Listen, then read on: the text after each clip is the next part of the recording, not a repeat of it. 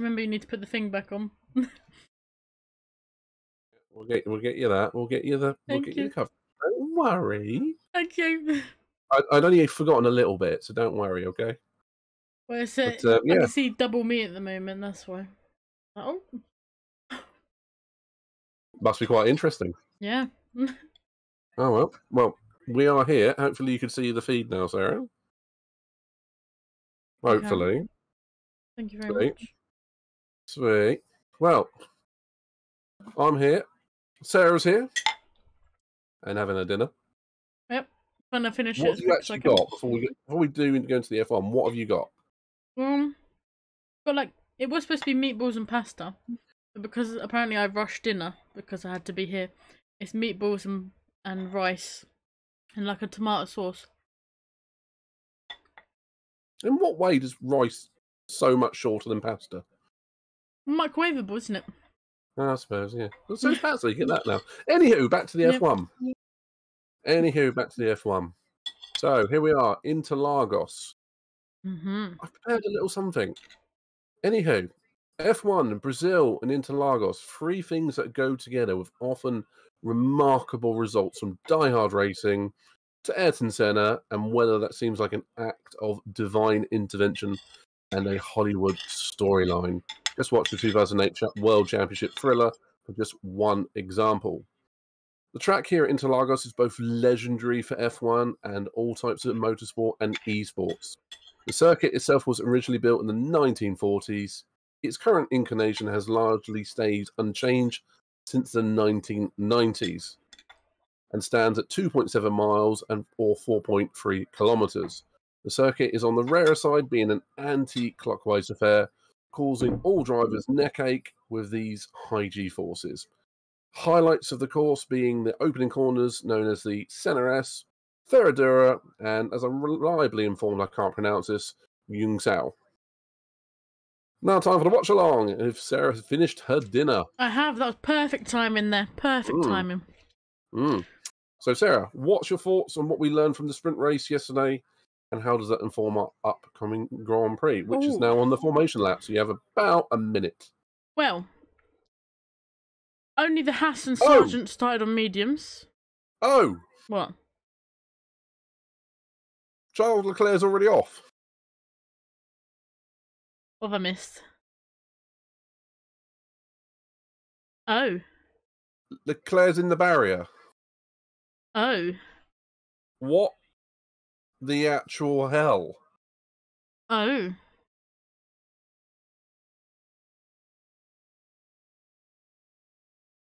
Oh, he's got going. Minus part of a front wing. Well, if unfortunately, if he's now moved off, then they might be able to take the normal start. If he'd have stayed there and got back round, they would have been able to take his normal position. Oh, apparently he's got hydraulic failure. Yeah, so it's a mechanical failure. Oh, wow. Let's see what happened. Yeah, coming through Ferradura, I think that is, and he's just backwards. Aww. So he's warming up his front tyres. His message. He's like, why am I so unlucky? Why am I so unlucky? Oh, that man needs a hug. Unfortunately, it's because he drives for Ferrari. And hello to, by the way, Sophia and Pedro, who are in the chat. Sorry we hadn't said hello earlier, because that was entertaining. Oh! Hello, Sophia. Yeah, that is hello, heartbreak, isn't it? Hello, Pedro. I don't know why I said hello midnight. I saw Pedro saying midnight. I just went hello midnight. Hello, Sarah. Looks like a failure on the suspension. Potentially. He said about the hydraulics. Well, it's eventful and it's not even started yet. Well, that's Charles not going into turn 1 and getting in front of Max because out of the race. Yeah, well, now we have both Aston Martins who are effectively P2, P3. So Max is going to obviously lead into turn 1, but lights out time and they're off. They are off. McLaren's diving down the inside of that Aston. Oh. Oh, big crash. Oh. Yeah. That's Albon, one of the Hasses. K-Mag. A wheel, look, a wheel's off. Yeah, that would likely be a safety car. So yeah, that was Lando up to P2. Yeah. Okay, what the hell of a start for Lando? Yeah, okay, safety car. Yeah, it was Somebody picks up that Albon phone. and K-Mag, I believe. It's always K-Mag.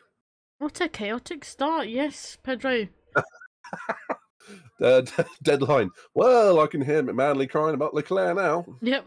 Being fair, I'm in that too. I think we're all in that at this point. He's so unlucky. I feel for him, that's really. Albon. Oh, man. Do you know what? It's very rare we see Albon retire these days. He usually brings home that car. Yeah. I'm more upset about Albon, actually, because we kind of expect it with the Ferrari. Safety car through the pit lane. I'm assuming that's to avoid all the mess into turn 1. Yeah. Yeah, I mean, you can see there's lots of debris Yeah. on the racing line and on the exit as well. And that Albon looks like that whole back end of that car's a write-off. Yeah. You see the way that Aston Martin's pointed right from his perspective. It just opened up the door for Norris. That's a bit of a howler from Alonso. And was that Hamilton into P3? It was. Sorry. Ouch.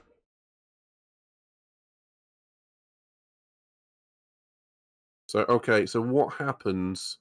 So someone is run into that tyre carcass. So I think we're going to, at some point, we might see some footage from the Halo, someone being saved a severe injury by being hit by that tyre. Ouch. Okay. So it looks like Albon's connected with Hulkenberg. Then, no, it's, yeah. Albon and Hulkenberg have come together, and then K-Mag and then Albon. But obviously, I think Piastri's taken a bit of a clattering in there too. Yeah. Okay, so now we're seeing this from an Alpine, from Ocon, who still believes that Alonso called that crash yesterday. Yep. Okay, bit of wheel. Mm-hmm. Ooh, close. What's that I hear? Ocon's blaming Alonso for this. Yeah, I think he's got a grudge from it. Piastri was so close to getting collected. Yeah. Yeah. Oh, that's unfortunate. The two Haas came together and Albon was on the outside. Oh, and the tyre looks like it's hit the AlphaTauri rear wing, and the rear wing on that AlphaTauri is destroyed. That's unfortunate. So that's 4 out already, potentially? Potentially. Look at the wheel just like making its way downhill. Hobbling along. Yeah. Oh, wow, that's a dramatic start. Red flag? Yeah, that's not a surprise, is it? No. And you can see the barrier there. They're going to have to reset that. That's good news for the AlphaTauri that took a hit, and for the McLaren as well, if he's got any damage. It looks like, to me, that rear wing looks like it's hanging off. Yeah. And it's good apparently for one of the AlphaTauris, because as it's red flag, they can fix the rear wing. Exactly that. So potentially out again. I'm assuming that's Ricciardo out of the two AlphaTauris that got that damage. Yeah, it does look so, because he's running 17th, technically.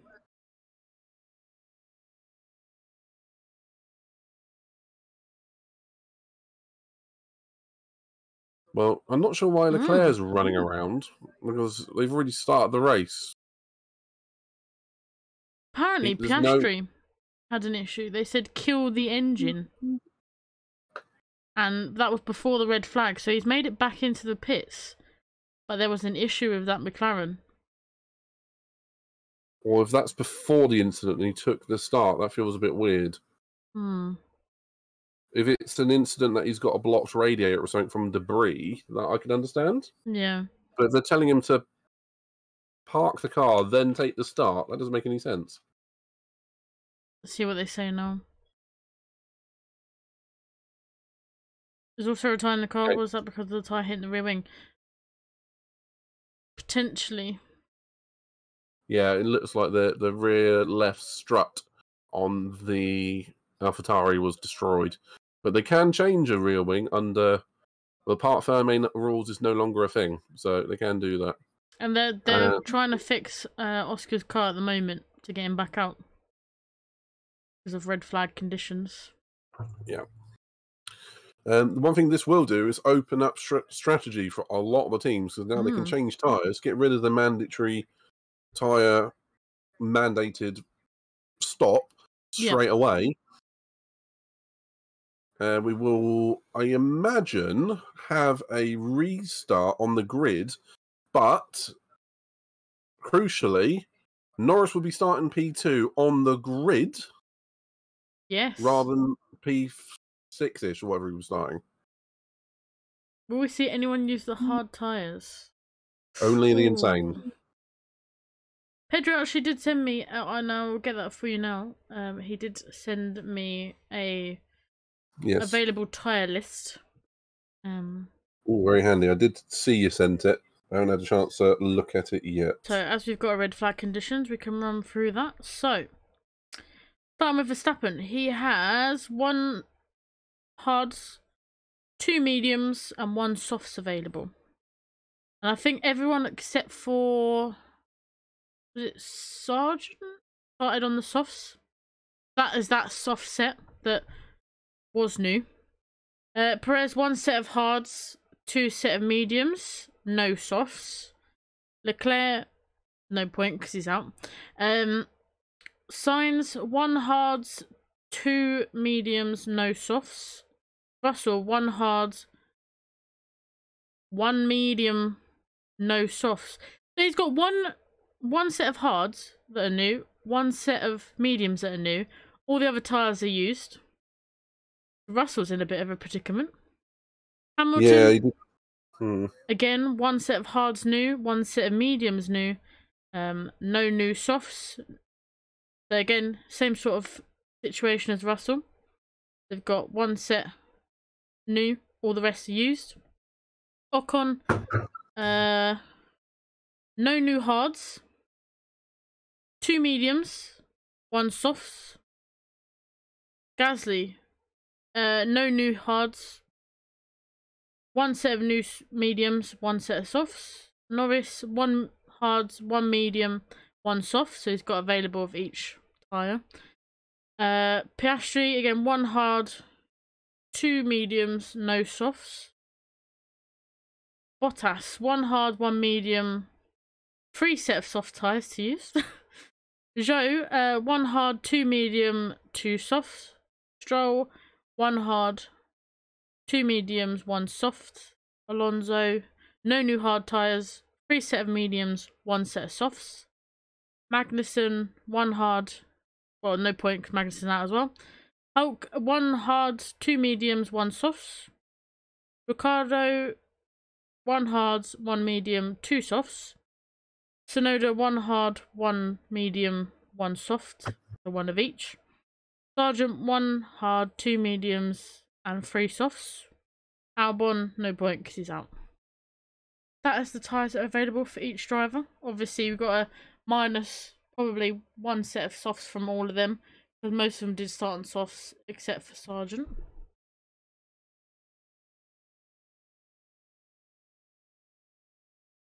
Yeah.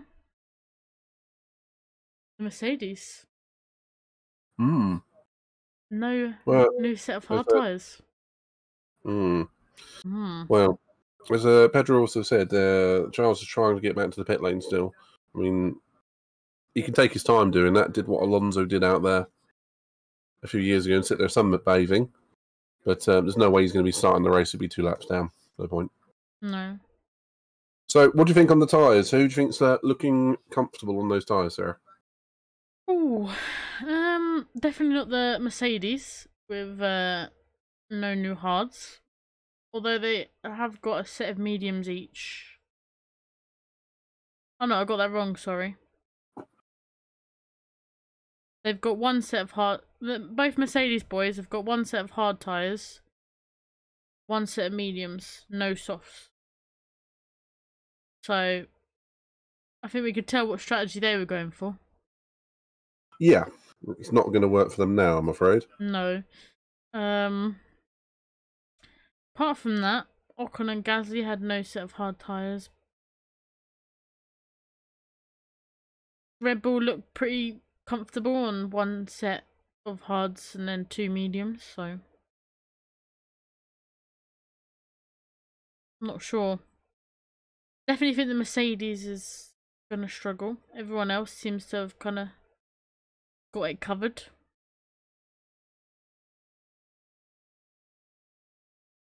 Well, at the moment, all we're going to have to do is wait for them to rebuild that barrier. The problem is with using tyres like they do there is you can quite easily see them just fall all over the place, but on the other flip side, it's quite easy to fix them. Yeah. So when they've sorted that, we'll be back in action. Both of those Astons got swamped at the start. Yeah.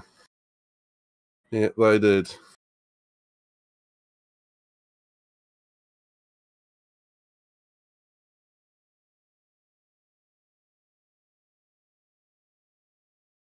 And now I'm just catching on to the fact Ricciardo's got a damaged rear wing.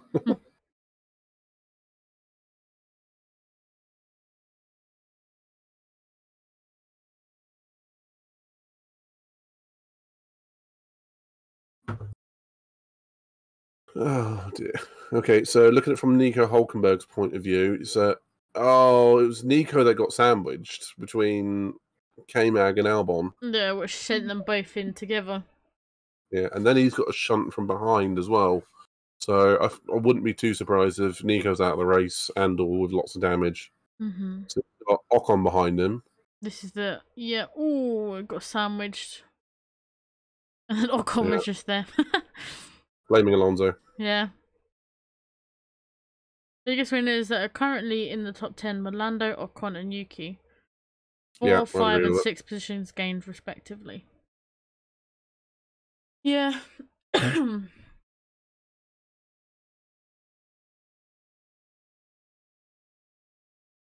Yeah, Ricciardo was a bit lucky there. That tyre went whizzing past his right hand side and head, and then clattered into the rear wing. Yeah, cracking start from Norris there. Don't get me wrong, because obviously a safety car went out. Are they going to put the cars back into the starting order that we saw at the start? Or are they going to take this 1 lap, which really wasn't 1 lap? Because it was a safety car. They should take it from the running order because they did 2 laps under the safety car. If they were to red flag it instantly, then it would be a complete restart of the starting grid, minus the dead cars. But they were on lap 3, so they've done at least 2 laps. That's what I was thinking, because I thought a lot of teams would call for, obviously, they didn't really complete 1 lap, like, fully. Obviously, that first corner drama. But yeah. It's all to do with when the red flag falls. Yeah, exactly. A lot of some winners, but also some losers in that situation. Yes, exactly. When it comes to a red flag ending a race as well, there is an old rule, which I do not know is still in effect. But weirdly enough, exactly this course in 2003, I watched a video on it earlier, believe it or not. When there's a red flag, they used to backdate the results 2 laps. Yep. I remember they did that for Australia this year. Yeah, do you know what? Now you've said it, yeah, that rings a bell. I still don't remember Australia. It's not in my head. We talked about it the other day. I don't remember it at all. Was that one of those 6 a.m. ones? Yeah. That's why. That'll be exactly why then. So okay, Charles has just made it back to. Yeah, he's already he's gone. He's going home. Let's see you. Good, do you know? Yeah. I remember when we were waiting to see if Australia in 2020 would be a go during the first stages of the pandemic. We were just about to get underway for practice, and then they obviously said, no, pandemic, we're not going to be racing. Vettel and Raikkonen were already on a plane for Bahrain at that point. They knew hours before and just sodded off. So Charles can do that as well now. Looks like Danny thinks he's going to be going back out because he's wide-eyed, actually. And he's putting his earbuds back in, so I think they're going to be able to fix that rear wing.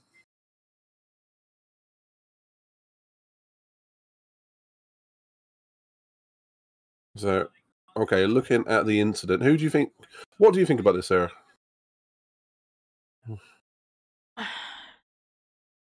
I mean, I think we needed to see from Nico's point of view again to see if there was contact between both Albon and Magnussen, because it looked like the situation that Norris was in last weekend, where he was getting sandwiched, but he backed out, and I feel like maybe Nico, he was getting sandwiched and was still going for it, and then that's maybe a tiny little bit of contact sent Magnussen a little bit sideways, and obviously Albon, and they've come together. Because, I mean, Nico's just in the middle there like, hi. I've got a theory. I think K-Mag has caused this. Looking from that point of view, it looks like Magnussen is pointed. He's got loads of room on the left. Yeah, he's pointed towards the right. Then again, has Hulkenberg caused this? That's what I'm saying. I need to see it from Hulk's point of view, because I feel like even the slightest bit of contact on that rear wheel might have turned Magnussen a little bit towards the right. And obviously, he's still there. Albon's still there. Yeah. And they've just, natural course is just to go together. There you go. Here's from Hulk. Albon's going to be on the right-hand side. Mm-hmm. So, okay, now they're giving us the slow-mo. Those two are going past him. So Albon can't go anywhere. Hulk can't go anywhere. Does Hulk turn the wheel to the... No. He ever so slightly scooches to the right. Yeah, and he's collected Albon, and then Albon's collected Magnussen. K-Mag, yeah. Because that is a minuscule turn. I think he's been scared by K-Mag coming across at him. He's got ever so slightly. Oh, that would be harsh to give Hulk a penalty. Yeah. I mean, I don't think we can blame Hulk, K-Mag, or Albon there, but ever so that is what's caused it. Like literally a 3 or 4 degree turn of the wheel. That's it. Oh, that's unlucky. Oh, now we're seeing the wheel. Yeah. Oh. Imagine you get tapped on the head, on the head by a wheel flying towards you. You'd be like, oh. One thing that's escaped under the radar is Hamilton had a cracking start as well. He was almost up to P2. Yeah. Aston Martin's got swamped by both Norris and Hamilton there. A cracking start from Norris, really was. Yeah. Like you said, Alonso kind of left the door open a little bit. Signalled, I'm going to go right, just forgetting Norris was behind him. Like, fine, go left. No, I'll go this way then. The race will restart in 10 minutes. We've got 10 minutes to talk about whatever we want. Yeah. Da, da, da. So, what did you have for dinner? We've had that already. Yeah. I had gammon and chips. Oh, nice. I know, right? Nice. And you're not wrong, Pedro. You're absolutely not wrong. Yeah. Although saying that, on the reaction times, it was exactly the same reaction time as what he had yesterday. 0.29 seconds. Obviously, this is a bit more in your speciality, Sarah, because I know you did a little bit on esports and reaction timing and all that sort of thing. What would you say is a good reaction for that sort of thing? Because you did the wall testing, didn't you? Do you have any sort of stats? No, I didn't do the wall test. I did reaction time that was basically stop sign. So mine was slightly different. It was like reacting to a stop sign, not a go. So it was how quickly they could react to like this big red sign popping out in front of them. But probably on a go one. It's, do you know what? I don't know how they classify it, because is it as soon as the car pulls away, or is it what's the phase called? It's like the runoff phase where they've got the traction and then they're going. Is that the reaction time, or is it simply the car getting going? It's a reaction between the lights going out and them moving. That's the way I would describe it.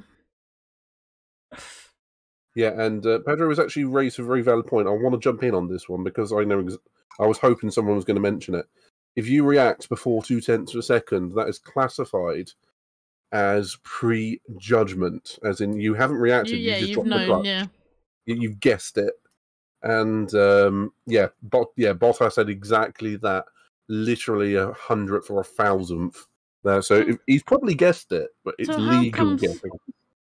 How comes Verstappen gets away with 0.15? Might be on top of that 0.2 timing. I don't really know. Hi, Nick. It's a very good question. That is a very good question, actually. Because wasn't that his reaction time yesterday? It was. But yeah, like you say, obviously they can't prejudge it because then you know it's kind of happening. But Danny Rick just hit himself in the eye. Maybe you're trying to look cool on camera where it's like, yeah, he was bang. Hi, Nick.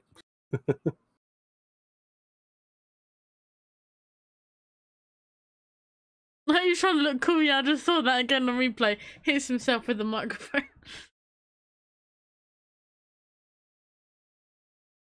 What did Charles say? He was saying hydraulics, that it locked the rear wheels. Oh, which probably meant he was stuck in first or second gear, which would, if you're going around a fourth gear corner, you go down to a lower gear and then try and accelerate out, all it does is lock the wheels. And then you can move away again, but you're stuck in that gear. Hi, Nick! Yeah, going back to the reaction times, I guess it's hard in a way because obviously the driver's reaction time is going to be naturally faster than the car getting moving, because obviously the traction and the friction between the road. So it's, in a way, it's kind of, I'm interested in how they gauge the reaction time, because obviously it's that initial, like, lights out, go, but they're reacting faster than what the car's reacting. I would imagine where they are sat, because they're sat with the clutch on the steering wheels. It's probably that initial, like, flick. That first flick is probably how they measure the reaction time. I'd imagine, my point of view is it's on movement. Like, as soon as the car moves a millimetre, it's classified as the reaction of the car and the person, but I truly don't know. And with the electrical power they have in the cars these days, as soon as they put their foot down, it moves, like, instantaneously nearly. It's literally electrons moving from the battery to the motors going poof, like that. Yeah. Whereas in the old days, it was more clutch and a bit more analog and waiting for the clutch to bite and all that sort of thing. So, yeah, naturally, responses are quicker than they used to be. That said, yeah, interesting. Yeah. Because going back to, like, a simple reaction time test, it is usually like a press of a button, or it's like a response to something. So it's, I'm just interested in how they kind of measure it, because obviously if it is that initial flick of the button and obviously the jump of the car, because, well, I'm assuming the equation of, like, I don't get maths, but, like, I know there's some sort of equation for, like, velocity and, like, blah blah blah, and it's probably that initial, like, that initial move that they measure. It'd be interesting to see if it was as simple as when they've let go of the brake, when they've flicked, like, the gear up. Well, as soon as they let go of the brake, they will technically be moving. With Sao Paulo, obviously the start is on an incline, so that, I know I'm exaggerating, but they're going uphill. So as soon as they let go of the brake, the clutch and everything would bite, and they go. They might do that. Pedro says, which that's what I'm saying. These are as follows: reaction time. The time it from when the lights go out to when the driver reacts by dropping the hand clutch to the mid semi-engaged, semi-slipping position. See, I was right. Way. I'm glad you're right. I knew it was going to say, because there's got to be a stimulus to what they measure. So I'm assuming there's not like mathematicians literally sat on the grid and measuring out like where they started, how long it took them to go like a millimetre forwards, because that's basically a kerfuffle and way too like technical. So that's what I wondered, if it was literally just as simple as them reacting to lights out, okay, clutch, or like flicking something, because then they're reacting to said stimulus. That makes sense. At least they can measure it electronically. And when you say it's too technical, technically it's a stopwatch. Yeah. But either way, both are sort of a stopwatch. They're just yeah, but also you got to remember, would it be a human like controlling said stopwatch, or would it be a computer stopwatch? Because if it was a human, I'll say if it was human, there'd be human error. Thank you, Kulios. This was in the AWS website who are responsible for those stats and graphs. Thank you, Pedro. First off, hello to Brad, long time no see, stranger danger, always a pleasure. Hello. Not that itself. But see, my sports science head is coming. It's coming back. need to That's take why that. I asked you. Yeah, I need to take that off. Too much thinking. That's what I would be interested in doing, like sports science, although it comes under sports psychology a little bit. In it's always involved, isn't it? Yeah. But you know how hard it is when you're looking at like most jobs in motorsport. Not a lot of like sports psychologist roles come up, and I can imagine it's all engineering, or it's what's the other department? Design, IT. There's not like a sport section in the Formula 1 teams from what I've seen. It's all like engineering and mathematicians and like computer wizards. There'll be a place there for the physios and psychologists and all that sort of thing. Yeah, that you'll have to just keep an eye out for. If anybody knows, give me a call. Yeah, and give me a call and I'll come do the hospitality. I'll make the coffee. Right, with that all said and done, we're getting back underway again. The cars are going to go back round to the grid. This will count as a lap, so this will be lap 3 over. Time to get round to the grid, and we will have another grid start. Yeah, we did see your comment, by the way, Pedro. Yeah, we did. We will have a new grid. Max in P1, Norris P2, Hamilton P3. Then I think the 2 Astons, and I don't know which order, but we will find out shortly. Yeah, I like talking about that sort of stuff, so if anyone else has any questions for us both to answer, or we can research for next time, let us know. We'll do our best. Alonso head of Stroll. Okay.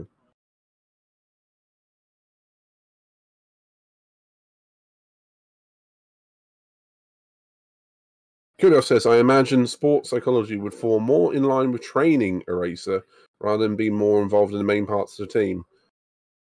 I don't know about you, Sarah, but I'm gonna actually disagree with it, because as we've seen, particularly in the last few years, Danny Rick, for example, as we're actually happen to be on board with him, it's like his psychology his mental state took an absolute beating at McLaren. He's only just coming out the pit lane, and the others are coming around the final corner. He's going to have to motor to get around there in time. Just about saying a minute lap, isn't it? Anywho, yeah. I mean, Kudos is right in a way that it's not a department within the Formula 1 teams. It's very driver specific, so they wouldn't hire like many sports psychologists. Yeah, there's not going to be like millions. There's going to be like a few, and like probably like in a way like a reserve one, or like a small team around the driver who will specialize in said psychology. I imagine they would outsource it. Yeah, probably. Rather than retaining the cost of a psychologist who might not be needed for months at a time. Well, they're or just saying check that in. most of the performance coaches of said drivers are also sports psychologists. Yeah, that's true. So, like Hamilton, I don't know the name of the late. Oh, Danny Rick's coming back in. Uh-oh. So maybe he said it's not fixed. Well, that's a shame if that's the case. Hulkenberg's bringing up the pack. So he's gone to the back of the grid. Hang on. Is that Piastri? Must be. What? Maybe they trying to fix the problem as well, or couldn't fix the problem. Or is Piastri a lap down, or has he just changed tyres again? I don't know. Either way, we'll go again. Hamilton, another good start. He's going to be challenging Norris into turn 1. Oh! Got away with it, Oof. but they've let Max get away again. Okay, here comes Alonso on Hamilton, I think. Yep. Oh, whenever these two get together, I wince.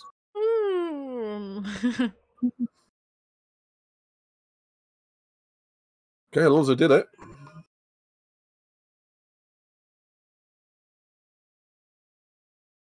Yeah, Lewis has had way too much focus on Norris there, I feel. Yeah. Struggling yesterday for the balance, apparently. Yeah, it did look like it. We've seen a couple of times, particularly in the sprint yesterday, there was a lot of drivers focusing on going forwards and then ended up going backwards because they weren't looking behind them. Yeah. So I remember Danny Rick going for a move on Sainz and he dropped 2 positions in 2 corners. Oh, Tsunoda! Apparently, they were delayed on the exit, so Danny Rick and Oscar are still running. They had to go back into the pits to then be released, and they've been released late, which means they're several corners behind, apparently. Bit odd. Must be a regulation or something. Yeah, it sounds like they left the red light on at the end of the pit lane or something. Yeah, which means that, according to their thingy, they're a lap down. Yeah, it does look like it. I'm not sure why... Why is Leclerc in front of Albon?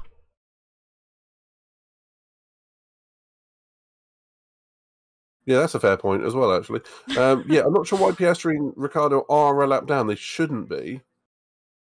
Unless they came in at the end of the first safety car? Potentially. I mean, if so, they would have been a lap down before they started. Either way, we've got Norris, who is still on the back of Verstappen by 9 tenths. No, 1.1. There goes DRS. Damn it, jinxed it. I had a little bit of hope there. He might still have DRS for a couple of corners or a couple of laps.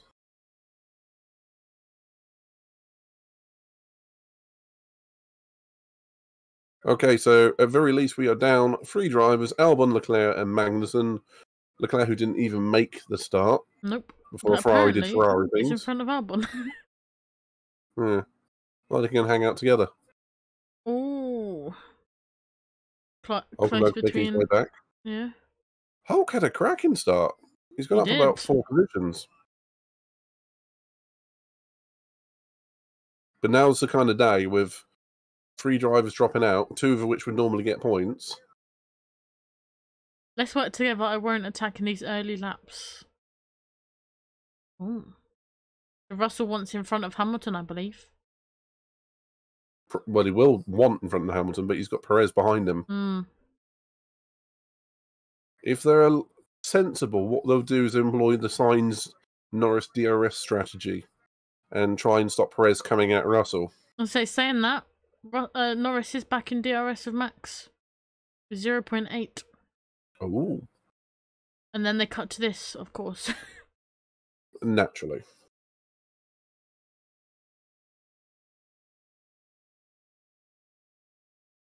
Okay, I did see at the top of the screen the Piastri and Ricciardo combo coming out of the pit lanes. I'm not sure how they're a lap down. Yeah. Unless they are pitted at the end of that safety car. They must have. Potentially. Norris was lucky to maintain P2, but did take the line. Hang on. Oh. Oh. Half a second between the two. He's close. It was 3/10 when I was looking at it. Yeah. When, where, when, and what, and how did this happen? Max looks like he's much, much quicker in the middle sector, though. Yeah. As long as he can keep in DRS, that's all that matters. Obviously, all on the softs, except for Piastri, who looks like he's now changed them onto mediums. I'm surprised a lot of them stayed with the softs. Yeah, eyeballing it as well, it would appear to me that Max is really good on the slower corners, and the McLaren's really good at the high-speed stuff. Just from eyeballing. It's going to be down to 2-3 tenths again. This is going to get spicy up into the fourth corner. Oh, wanted to get his nose in there, did Norris? He's going to have DRS. Yeah, going to have DRS. But how strong is that? Oh, how? Oh, nearly alongside. Into Ferradura? No, he's not. He's not silly up there. The problem is Norris is now in the turbulent zone. And this section looks quite strong for Red Bull.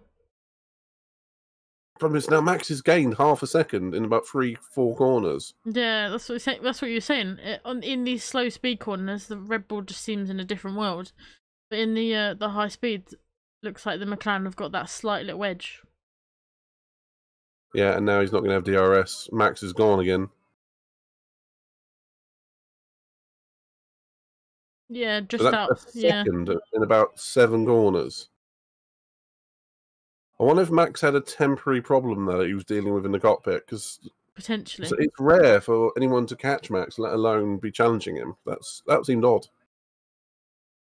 Maybe he was harvesting battery or something. Potentially. Cooling the tyres down. I don't know if it's that hot though. Yep. Oh, go alongside briefly, but as soon as I get into Ferradura, and then he's gone. So maybe Norris has just used way too much battery. That could be the other factor, couldn't it? I mean, now 1.7 away. Yeah. So Norris is going to have to be a bit more careful, a bit more sensible. If he's going to catch him again, he's going to have to... Well, he's going to have to be careful for Alonso behind.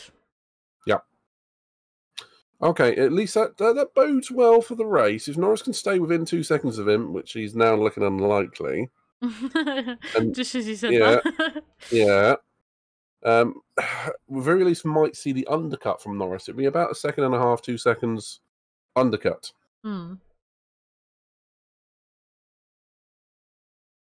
Yeah, well, potentially. Having to push too hard in turn 11 and turn 12, either I need to overtake or he needs to manage more through there. So from Stroll or Alonso? That was Russell about Hamilton, I believe. Okay. No, it was just I thought I saw Alonso's name when we were on top of Stroll's car. I was like, that felt weird.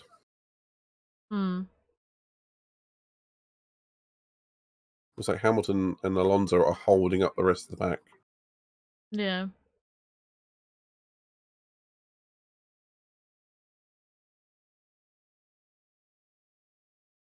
This pack looks quite close together. You know, saying that no, I'm actually wrong. It's not Alonso holding up the pack at all. It's just Hamilton holding up the pack. Yeah. It's Hamilton all the way down to Stroll. No, it's not actually. It's Hamilton all the way down to Gasly, I believe. Case could be made for the fact it's Tsunoda, or heck, all the way down to Sargent. Yeah. I mean, they're all in that straight. Choo choo choo! All aboard the Hamilton train. You feeling all right? Just trying to like. Long as you're entertaining yourself. Okay, so now Russell is having to defend from Perez. As we saw in the sprint yesterday, around about laps 18 or so, the Mercedes soft tyres were dead. So it's a matter of time, I feel.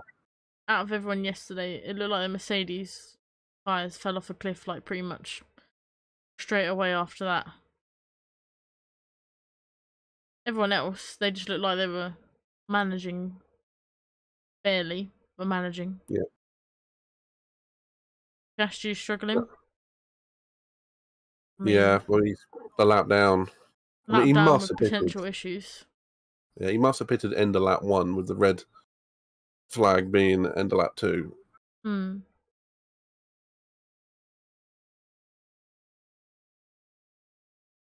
Yeah, that's the only way that makes sense. And if Piastri being a lap down, he'd be better off retiring the car.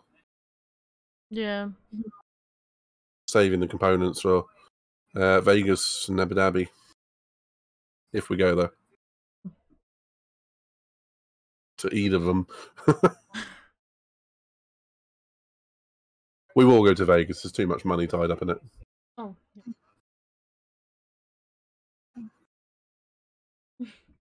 Nobody brings me food during these.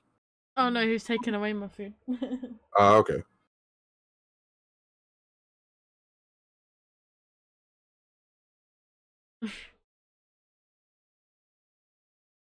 Okay, so Norris 2.2 away from Max. I have a feeling that's probably it for this stint in terms of. I thought you were going to say that's it for this race. Well, you probably would forgive me for saying it because it would be accurate given the rest of the year. Yeah, unfortunately. But I genuinely think if Norris can undercut Max, then we could be in for another bit of a race. Yeah.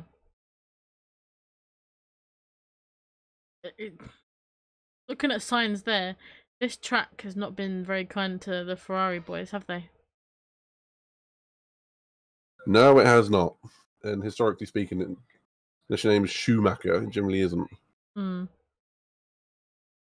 plan 8 for Alonso? Plan A, don't crash into Ocon. Yeah, don't crash into Ocon.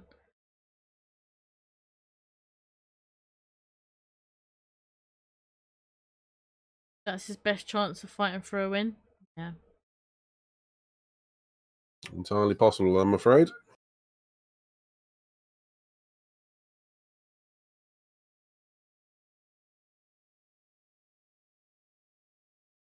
If you're a Mercedes, is it time to swap them over, or...? Probably. Simple as that. Probably is. Yeah. It does look like Russell has a little bit more pace. I mean, he won the sprint and the Grand Prix here last year. Was it last year? It was last year, wasn't it? So what were we talking about last year? Russell winning the sprint and the Grand Prix last year. Yes, yeah, Russell did win last year. But I was just listening to what they were saying about Hamilton. They feel like there's not, pace-wise, there's nothing wrong with it. He's managing his tyres. Well, he's also 4.6 behind as Perez jumps Russell.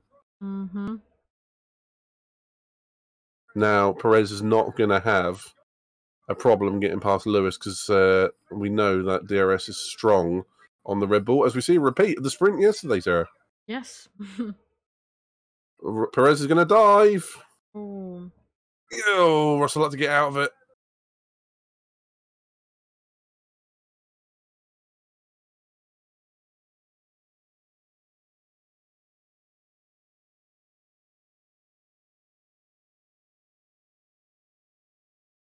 we're still discussing. Mercedes are doing a Ferrari. We'll talk about the strategy after the race. At what point does that happen? What? Even without DRS, that Red Bull is still quicker. Yeah. Perez is going to have to break the DRS to Russell. And at the moment, Perez doesn't have DRS, and now's Russell's only chance to get back into P4. There's very much a DRS train around here, isn't there?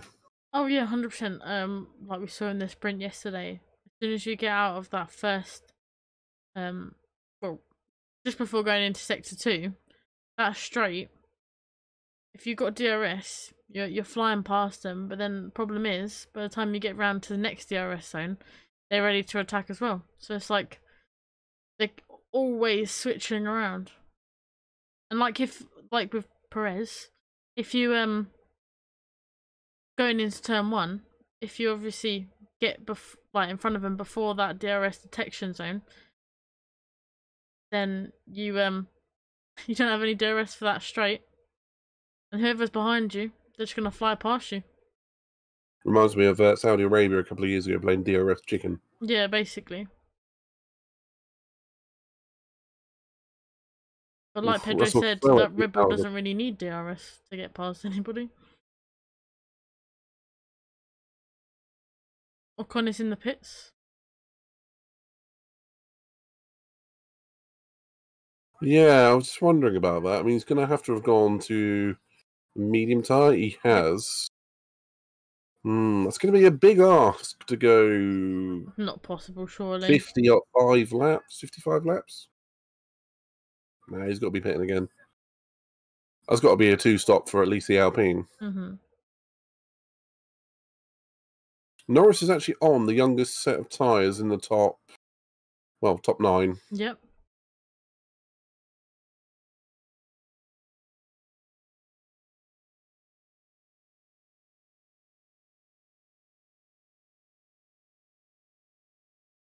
Stroll seems to be hanging on. Russell is kind of highlighting a point of modern F1 that I don't like. Do you want us to manage the tyres or do you want us to race? It is at that point, isn't it?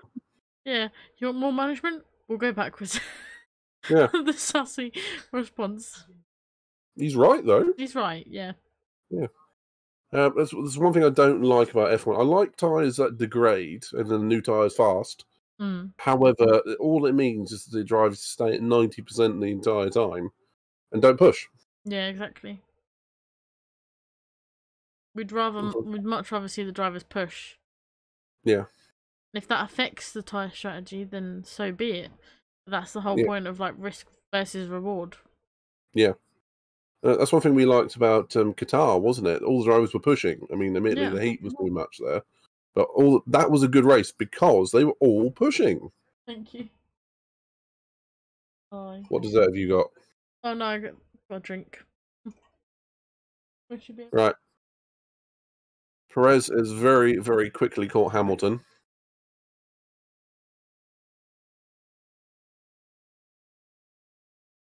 Piastri on the back of Hulkenberg. Okay, so Piastri has passed Hulkenberg, I think effectively unlapping himself. Yuki's come into... Yeah, he's come into the tight hairpin. And he's gone on the grass. Oops. Oops. Dad was just saying that next time that you're working, like, that we're working at the same event, he can make you his famous sandwiches if you want. Deal. Chicken, please.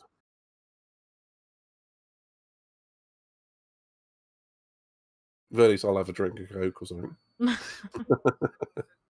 So, okay, I think we're going to have Perez I was going to say by turn 4, but that's going to be by turn 1. That was a bit of a dive. Yeah. So that is significant for P2 in the championship. Yes. And Perez's future career. Potentially. Hamilton may come back a little bit. Not quite enough. Nah, the Red Bull's too quick. He is forcing Hamilton to the right place of the track. He's forcing Hamilton to go around the long way round. And you can just see that Red Bull's got just that little bit more grip. Yeah. Seems like this track is just not suiting the Mercedes. Yeah, you can see Hamilton's front end is just sliding across the track. So, yeah, it looks like Hamilton's front tyres are going off. So, now I think we're going to start seeing some of the top guys come into the pits soon. But what they've all got in the habit in the last couple of years is not pitting until there's a pit window. Yeah. Like, as in there's a gap in behind them. I can see one behind Sonoda. Oh, here we go. Called it. I hope somebody picks up that phone. I called it. Medium tyres? Tyres is he going on to? Medium tyres. Medium. That means yes, pit again. Yeah, 52 laps on a set of mediums where the softs barely do 18. So that should get Hamilton back out in front of Perez again with the undercut. It may set off a bit of a chain reaction from Perez downwards, and then eventually we might see Verstappen and Norris pit. Yeah.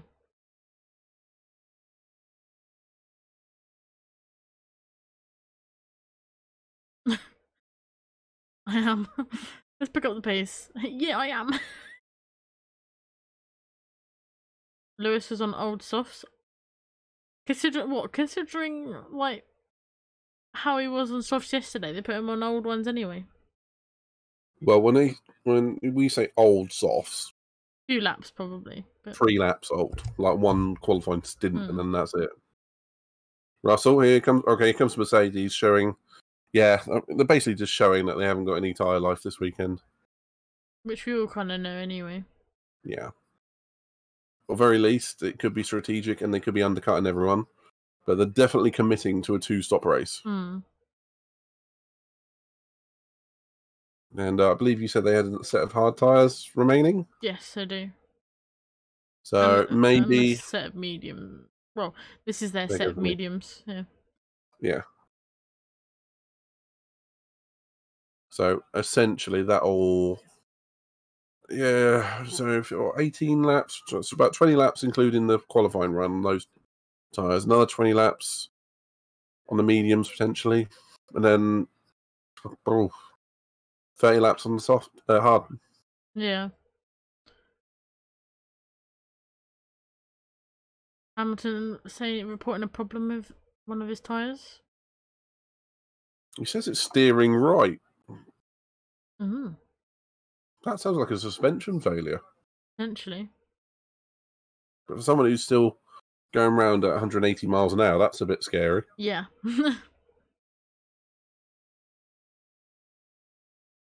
Perez is in the pits. Okay, so they're responding to the Mercedes pits. What was the pit time? What was the stop time? 2.2.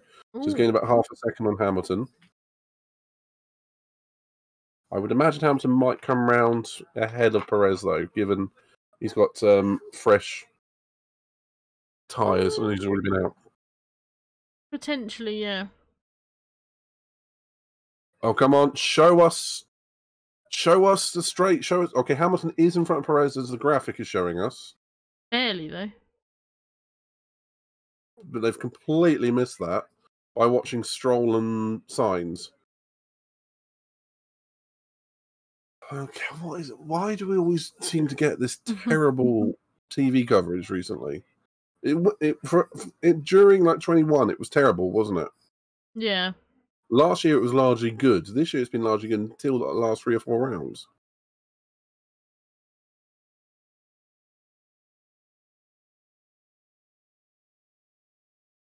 Well, either way, I think Perez is going to come shooting past Hamilton. Yeah, he's in again. DRS already.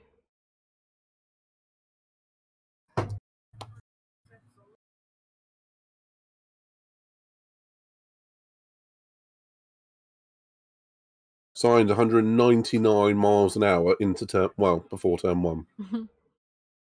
It'd be interesting if we could see what Verstappen's top speed is. Yeah.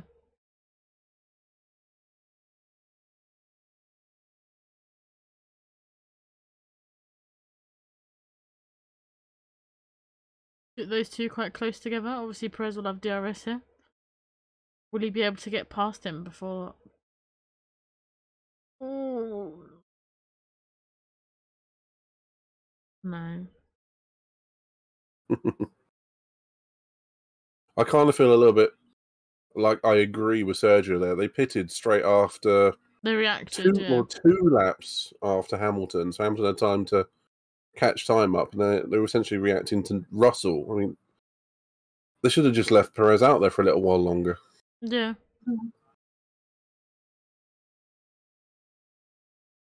That seems like that seems like the worst strategic call that Red Bull have made all year. It's only a little one, but yeah, unless they obviously a good one. They believe that the Mercedes will just fall off of a cliff, basically. Oh, it will do eventually. Stroll into the pits. Which puts Tsunoda back up to P6, Gasly P5, Sainz P4, Alonso P3. Okay. Oh. Okay, now Hamilton's going to have to defend down the back straight. Yeah, no, Perez is definitely going to fly past here, I believe. Yeah, he's going to take the racing line. Yep.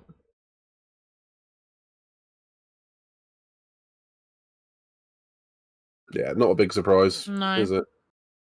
Oscar is really struggling. Yeah.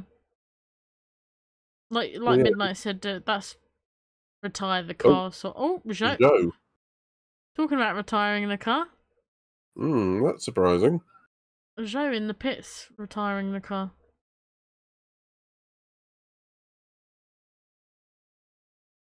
Yeah, that's the second Ferrari-powered car that's died today. Oh,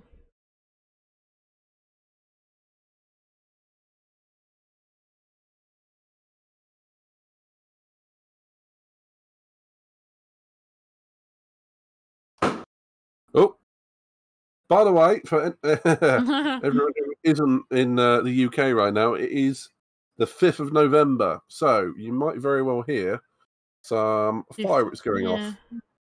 So it's the 1605 anniversary. Well, it's the anniversary every year, but in 1605 there was a gunpowder plot, which we celebrate every year, and you will be hearing fireworks, at least from myself. I was saying, I didn't hear any, and then I heard yours. I was like, oh. Yeah, boom. Huh? What?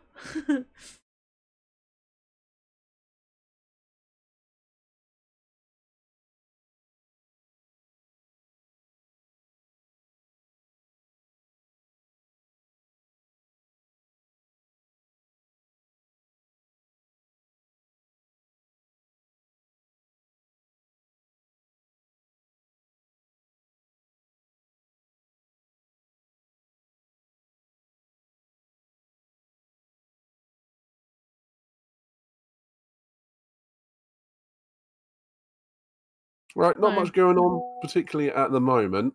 Alonso's in no man's land by himself. Yep. The rest of the field is starting to spread out a little bit. Stroll making his way back through past Russell.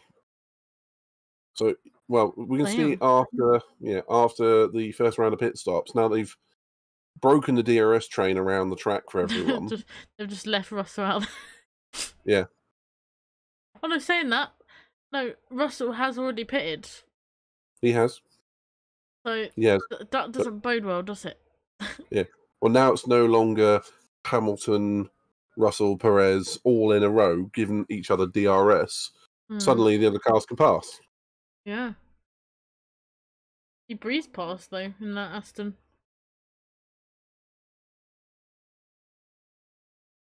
Okay, it's time for Alonso to come in. He could be, if he goes to hard tyres, he could possibly go to the end here. Potentially. I wouldn't recommend it, but he could do.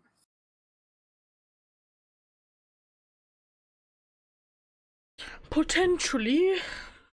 Now, what tyres? That's mediums as well. I wouldn't put money on them going to the end on that. No.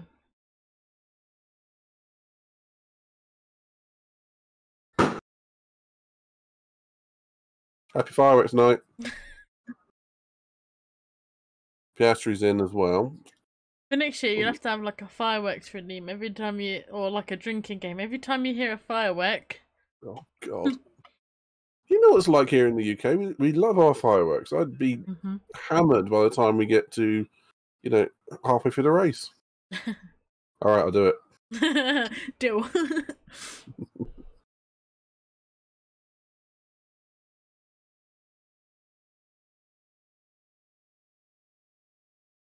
Stroll's on the back of Hamilton now. So that was a good pit from Aston. Kept him in front of Perez. Yeah, and even with Perez having the faster car, Alonso's going to have newer tyres. So it's going to be a job. I'm surprised that there's still some people out there on softs with 27 laps in. As one of them pits. As one of them pits, yeah. Because we saw yesterday in the sprint race, towards the end, they literally... Three of them pits. Yep. Alright, guys. Could have waited for... Oh, that was perfect timing. Yeah, the only two out there are the two leaders. Who... Oh, Tsunoda and Sainz in the pit. That was unlucky. A bit close. That is going to release Verstappen and Norris to have a free pit stop. Basically. But who would you pit first? Norris or Verstappen? I don't think it's going to matter, to be honest. Norris is not close enough to undercut Verstappen. No. Not by 3.5 seconds. If it was 1.5 seconds, I'd be a bit more worried. Yeah. So Verstappen's coming in. If McLaren want... No, they've just pitted at the same time. That was very reactive. Like, yeah, I was going to say, if they want a shot at this win, they've got to do something different to Red Bull. And they've done exactly the same. Yep. McLaren's only hope is that they have much better wear characteristics than the Red Bull on medium tyres, which... What's the likelihood? Not much. Russell's on the back of Hamilton now as well. Okay, so we're going to see the replay of Sainz coming out alongside Yuki will be on his right-hand side. Yeah, that was close. That's an unsafe relief for Ferrari, potentially, right? Well, I never get it here. Where they say unsafe release, in that angle, Carlos wouldn't have seen him until he was right next to him. And yet they've just got to drive at the pit. It's not like they can just wait and see if someone's about to pass them. Yeah, I wouldn't quite call it an unsafe release. If the next car team along was AlphaTauri and with Tsunoda coming in, it would have been. But the fact that Tsunoda was going further down the pit lane, it was kind of safe. Yeah. It was just close. Yeah, I don't know, maybe you can call it unsafe. Ooh. Look at Hamilton's rear left tyre, the right on your screen. You can see it graining horribly. Oh, yeah. The new tyres, that's a bit... Yeah, Hamilton's not having a fun time out there today. No. Obviously, an honorary British citizen. No, Brazilian citizen. He is British, but honorary Brazilian citizen as of last year, right? Rings a bell. So obviously the local people probably cheering for Hamilton. Probably a little bit disappointed the Mercedes this weekend is... I can't even speak now. The Mercedes isn't great on the tyre life and performance-wise. But... At this point, they've got to be looking forward to next year, haven't they? Be the first winless season since 2012.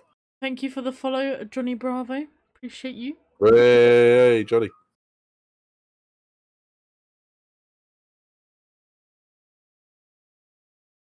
I was watching him play... Is it Johnny Bravo 27? Yep. Yeah, I was watching him play Resident Evil 3 Nemesis the other day. Oh. We were chatting. Nice. Hope you got on well with that dude. Yeah, thank you for coming to check me out. I really do appreciate it. We both appreciate all the support.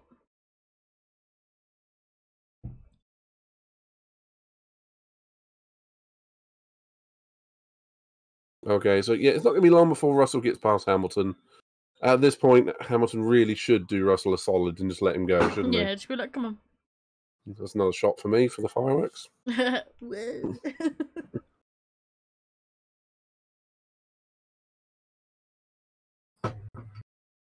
Come on, lads. Stop holding each other up.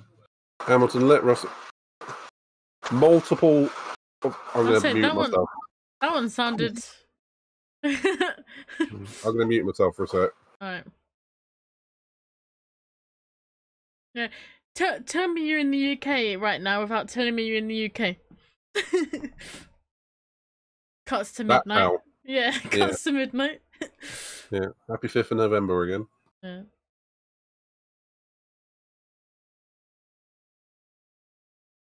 If anything, I got the feeling that Alonso might be more of a danger to Norris than Norris is to Verstappen at this point. He lost a lot of time to Verstappen in that pit stop. Like you, he probably should have stayed out, gone for another lap, and then boxed. Maybe not even that. Maybe not even that. Just go to the hard tyres and then try and offset a difference and go super long and hope for a safety car at the end. Yep. Do we reckon that someone like Verstappen or Norris could go the rest of the race on mediums? Or are they having to pit again, do you reckon? I can answer this question very easily. Do you remember that time we were driving around Austria and you went, will these tyres last the race? And I went, yes. And then I pitted. Yeah. Yes, they will last the end of the race. It doesn't necessarily mean they'll be any good. Yeah. And that's the reason why I answered that way. That I just took it to mean that you coming in the pits about telling me. I know what you thought I meant, and that's why I said it the way I did. It's not what I meant, though. I still have that clip. I'll upload it to TikTok so that everyone else can see that clip as well. That was one of my favourites. Yeah. I had a little outburst as soon as I saw Midnight come into the pits. I was like, "Oh, you little shit." I did explain. I'm in the UK. I did have to explain at least. It was like I said they'd last. I didn't say they'd be any good. It just sounds like the fireworks just sound like something like it's falling or something off of something. It's just sounds like a whole lot of books falling off a shelf or something. Just say that. Alonso isn't gaming time on Lando. Not currently, but maybe towards the end.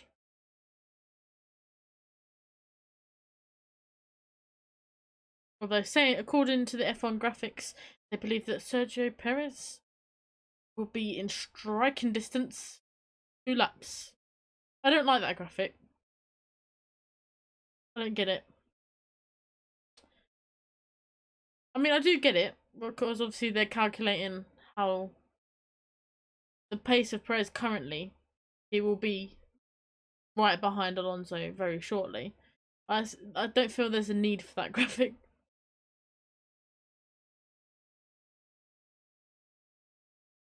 I would completely agree with you. And I like how it said, striking distance 2 laps, 1.6 seconds the gap. And then it went up to 1.7.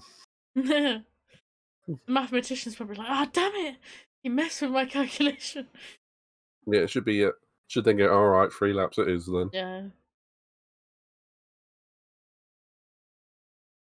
Okay, now Sainz is catching Russell and Hamilton. This is just dumb from Mercedes. Yeah. Ferrari typically do this. They just literally leave one slower car out front with usually Sainz in front of Leclerc. And Leclerc going, let me past! I mean, I can understand obviously the points, but if they swap, like, it's not like he's going to miss out on too many points. Hamilton, but it comes a point where your teammate's that close behind you, and obviously faster, that they should just let him through. If not, I feel Russell will probably just fly past. Oh, I've had enough. Yeah, going past him anyway. Yeah, they're not going to hold Sainz up for 37 laps. Russell being behind Lewis, it's just costing them time, and Carlos is closing them. Yeah. Yes. Bottas in the points, apparently. I still can't believe they haven't bothered retiring Ricciardo and Piastri. There's no point in them circulating. Yeah. They're that far behind, they're still catching up. Piastri, saying that Piastri has come in for box off somewhere, which doesn't really make sense, considering he will have to pit again. In that situation, I would have literally just stuck on hards. You're that far behind. Like, who are you catching?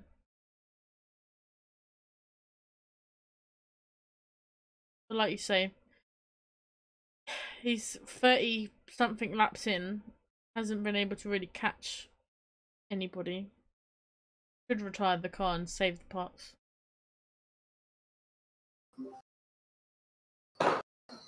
Yeah, I agree. As Pedro said, maybe they are waiting for a safety car. It's the only thing I could think of as well.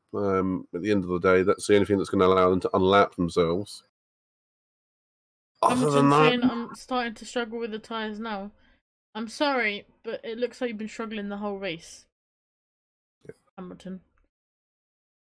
Okay, and here comes Carlos on Russell. That's I don't like to admit it, but that is a silly strategic call from Mercedes. Yeah, it's been a bit dumb. Yep. It's not going to be too long before Gasly catches Russell, I fear, at this point. Yeah. And it does appear my initial thoughts of Alonso catching Norris are gone. F1 Mercedes. Perez is 1/10 away from DRS on Alonso. Still not the greatest result from Perez if he finishes P3, but it's better than what he was achieving in the rest of the year. And definitely better than Mexico. Yeah. I was going to say, I think anything better than his recent performances. So, podium's a podium at the end of the day, I guess, and obviously will definitely help points-wise that championship.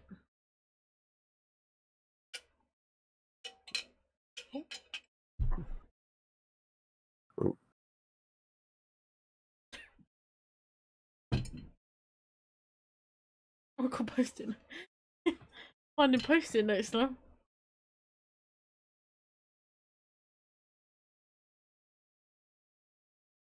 So, okay, Sainz's next victim looks like it's going to be Hamilton, which will be, I imagine, next lap or lap after.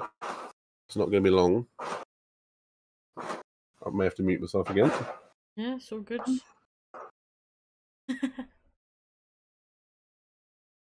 Every time Midnight talks, the fire just sets off.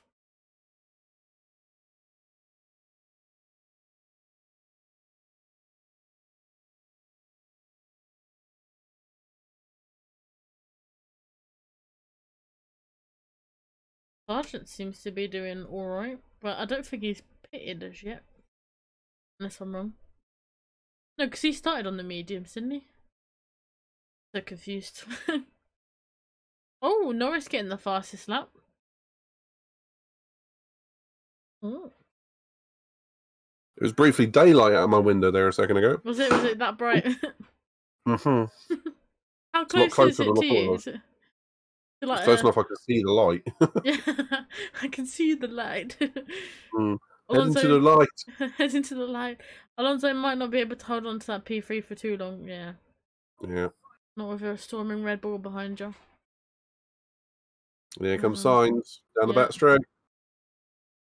Well, I don't know if he'll get him. No, yeah, he's going to get him. Russell dropped off, isn't he, as well? So maybe it's both of the Mercs with a problem.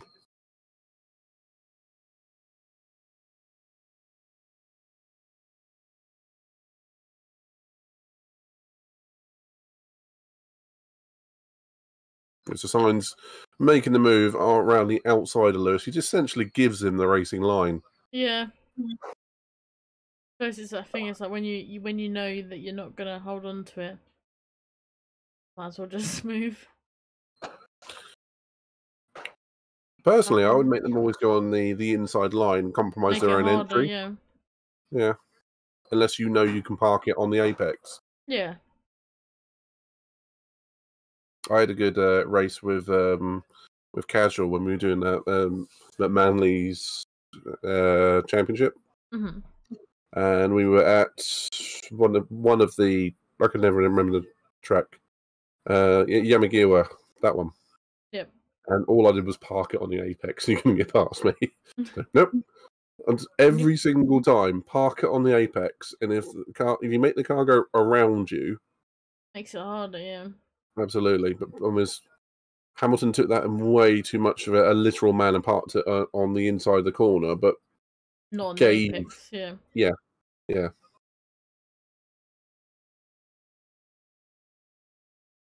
Okay, now all of the cars are spread out, and Perez has actually fallen back a little bit from Alonso, but maybe taking a bit of a breather. He's still got another 33 laps to go. Mm-hmm. And I'm not going to be too surprised if we see Gasly on the back of Russell very soon. And as we saw in the sprint, yeah, we saw in the sprint, Tsunoda had good tyre life, didn't he? Mm-hmm.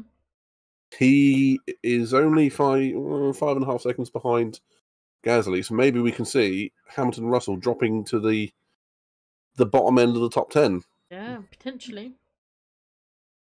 Weird things have happened. Also, Sargent running in P12, Mm. only about 10 seconds off the points. That's pretty good for him. The only thing, though, I think he started on mediums and he's gone to softs. So... Oh, he'll pit again, yeah. Yeah.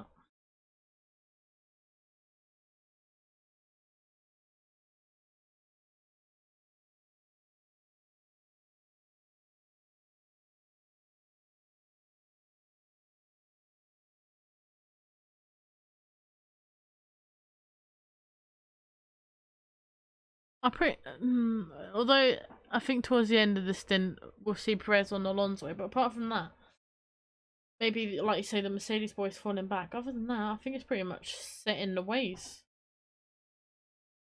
Norris is holding station pretty much exactly 5 and a bit seconds behind Verstappen. Sargent changed from the mediums to the softs on the red flag, and he's pitted for another set of softs 21 laps ago. Right. Well, being the fact he was out in Q1, he will probably have fresher tyres than a lot of the drivers out there. But that said, soft tyres around here do look like Swiss cheese. Yeah. You either love it or you hate it. Oh wait, that's Marmite. Fair point. Hate it, by the way. Hate it too. We won't be sponsored by them, like Sorry, Latifi sponsored. Yeah. Latifi sponsored by Nutella, which we love. Yeah. Nutella, sponsor us. Or peanut butter. No, Nutella. Nutella wins hands down. Or fireworks. Retire! Bottas retiring. Double retirement for Alpha. Another Ferrari engine. Yes. So that is only 2 Ferrari engines still circulating. That's his Ferrari engine, isn't it? Yes. It is, yeah. But obviously K-Mag, that was incident rather than mechanical.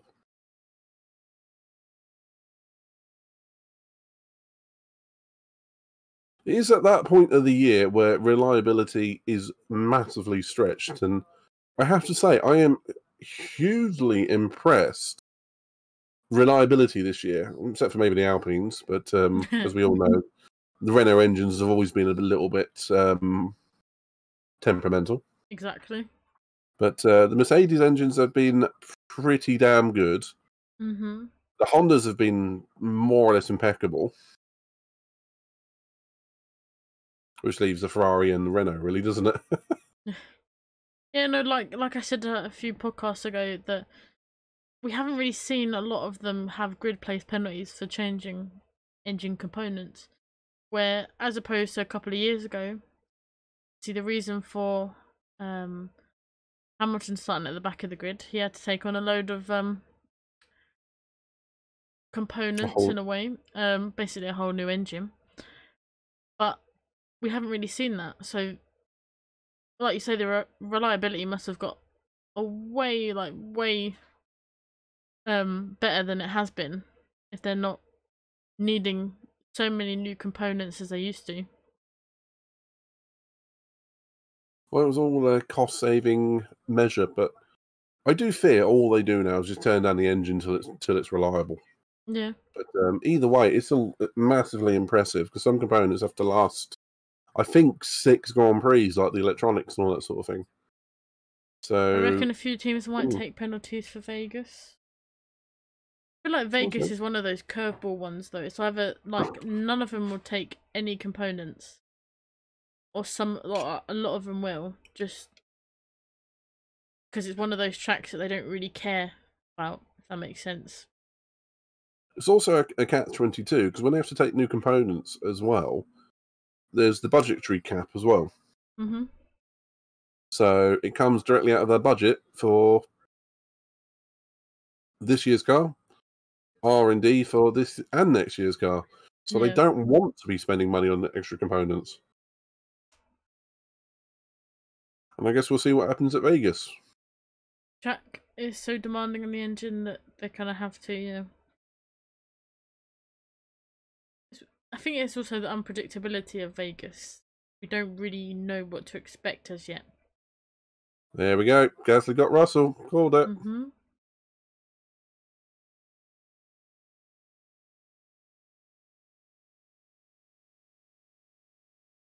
It looks like Tsunoda is quickly following him.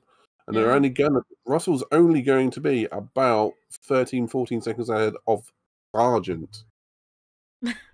That's when you know the Mercedes are struggling. Yeah. If they're fighting for championships, particularly, yeah, I get what you mean, Pedro. We'll only see in Vegas, and obviously, being how early it is in the morning, if me and Midnight will even pick up on that, I'll be surprised. We'll be like half. I won't know where I am. Yeah, we'll be like, huh? Where are we again?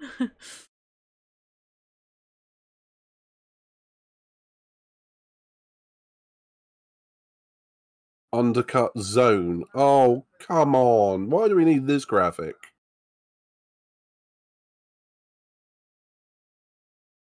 Eh.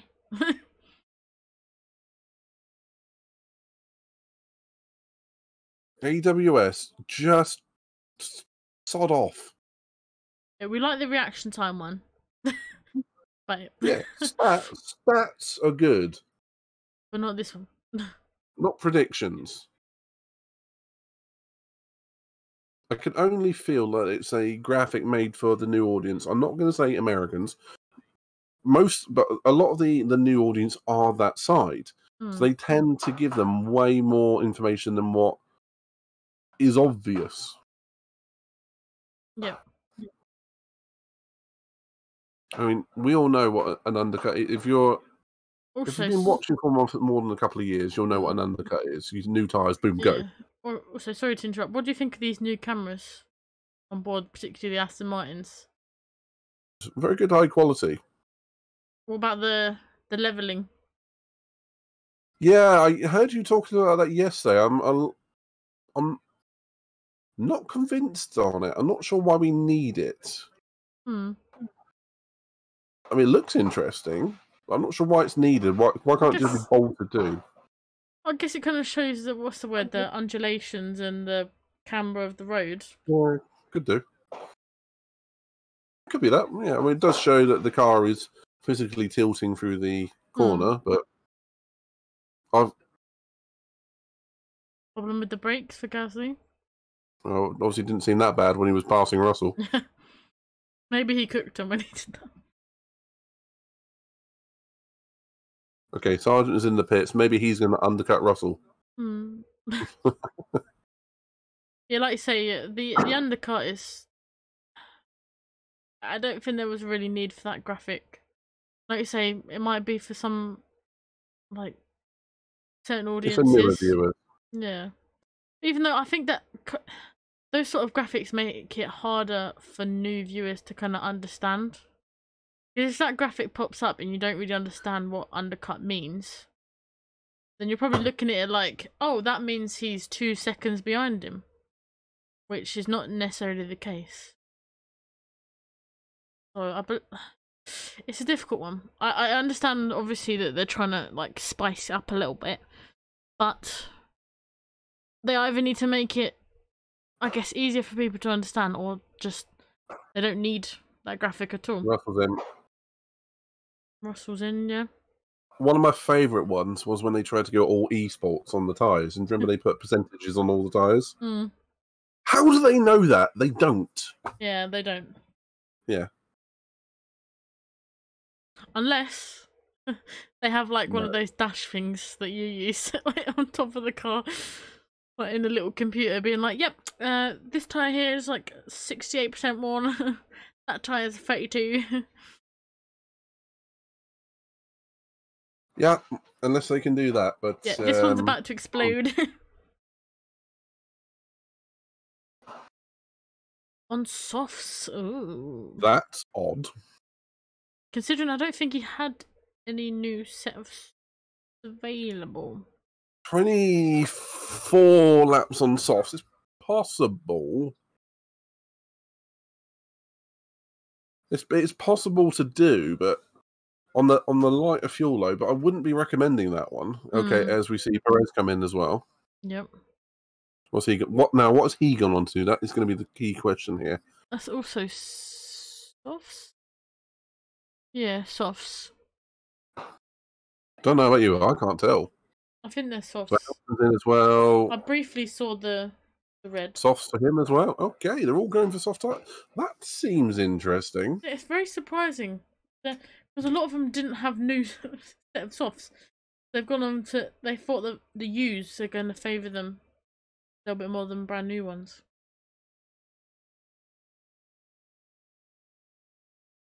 You can see that on your MFD in F1. Yeah. But that's what Midnight was referring to, obviously, that it's the esports, that the computer's going to know that. Exactly, because it's a mathematical equation. Yeah. Unless they use something similar. Analog. They might use something similar in the car that we don't know. But... well... I don't think it would be for the drivers. They can estimate very well, but they can't measure it. Yeah. I mean, it's all done on... Alonso's pitting. Yeah, it's all done on percentages and data and all that sort of thing. Would often be very accurate, but they can't say for certain. Yeah, particularly with any degree of certainty. Yeah. As a sport, F1 is very, very, what's the word? Heavily involves like mathematicians and maths and people trying to get into it. You've really got to, yeah, you really got to understand the data to really get like super involved in it.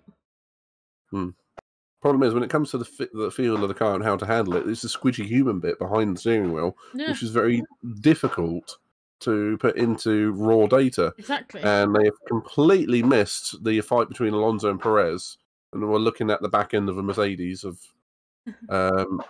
Hamilton and Ocon.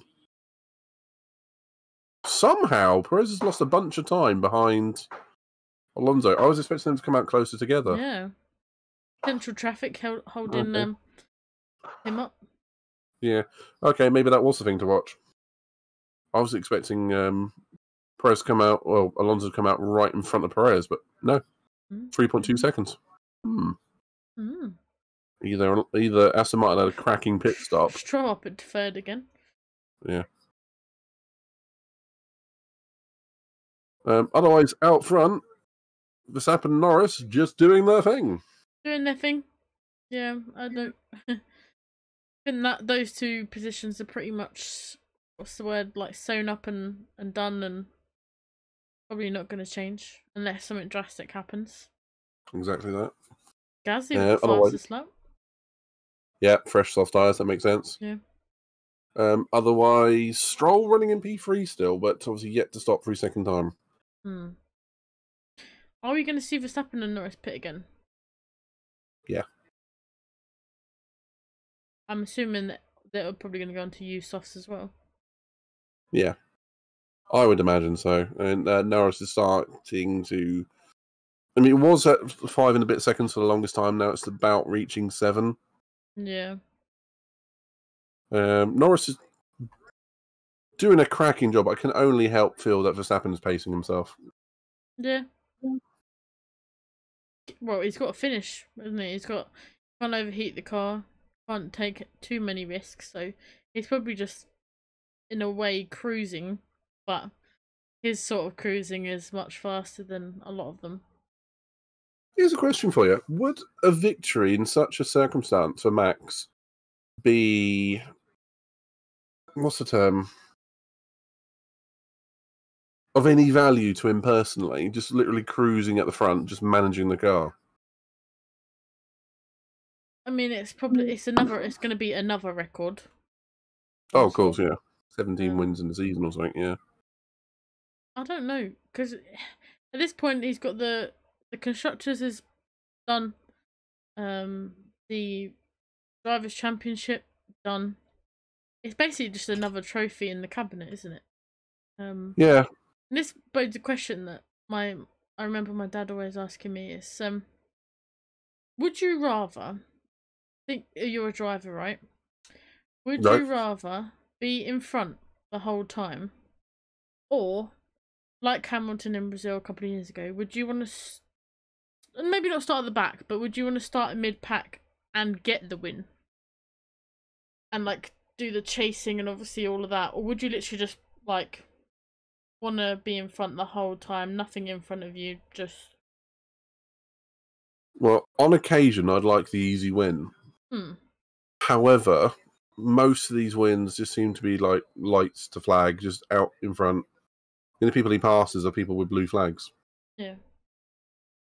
No, but me and my dad always said, I feel like me, myself, I'd like to, not, say if it was my one and only race ever, but like a win was guaranteed or something like that, I would like to start in a pack and like race and have that, I guess, that risk versus reward, like having a car in front of you, strategically trying to get around them. Like, not just the easy, right, yep, I'm just going on a leisurely drive, like, nothing in front of me, blah, blah, blah, blah, blah. Like, I feel like I'd enjoy that. I don't know, the pressure much more desirable, memorable. Yeah. Fun, entertaining. Yeah, I feel like those sort of races mean a lot more to drivers than pole to win, basically. Yeah, like we can remember, like Brazil a couple of years ago when Hamilton started at the back and then eventually won. That's a memorable race for him and for everyone. But when you think of it, like this season, when we look back, it'll just be like, yep, Max started on pole most of the time, Max won. That's all that we're gonna remember it for. We're not gonna remember it for like, oh yeah, Max started like all the way back at the grid and he won like most of the races going from the back of the grid to first. It's just gonna be, yep, pole to win. Like he won so many races out of the season. We remember Hungary a couple of years ago when he went from P18 and won, or P14, whatever it was. Wasn't it like a P18 spun? Still won. All the 360, yeah. Yeah. That we remember. Spa starting P8 or whatever, I can't remember which position it was. And we were saying by lap 21 I'll be in the lead. And it was like, boom, that lap. Yeah. Yeah, that's a race that I feel like I'd much prefer to race through the pack and get a win. Make it a lot harder, but obviously much more rewarding in a way. Well, like you, if I could take the occasional win, then yeah, but not all the time. Exactly I want to test my abilities a little bit more, sort of thing. Yeah, have a bit more fun with it. Yeah.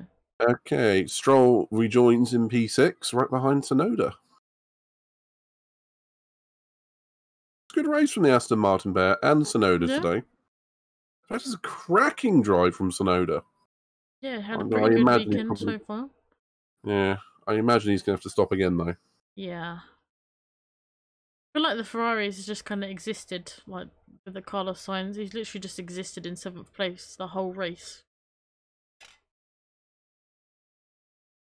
Better than the Mercedes boys. And now you can see Russell has massively dropped off Hamilton as well. Saying that, you predicted the Mercedes towards the bottom end of the points, and that's where they are currently. Any thoughts on you, Pedro, about what I was saying about pole to win or racing for a pack? It's definitely less stressful from pole to win. Oh, 100%. Hi, Jack. Spoiler. Max wins. Yeah. Major spoiler alert. Oh my god. I did not expect that.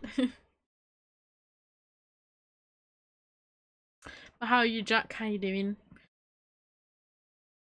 Obviously, after this as well, after we finish the podcast, we've got a short break and then we're back for the pre-GP.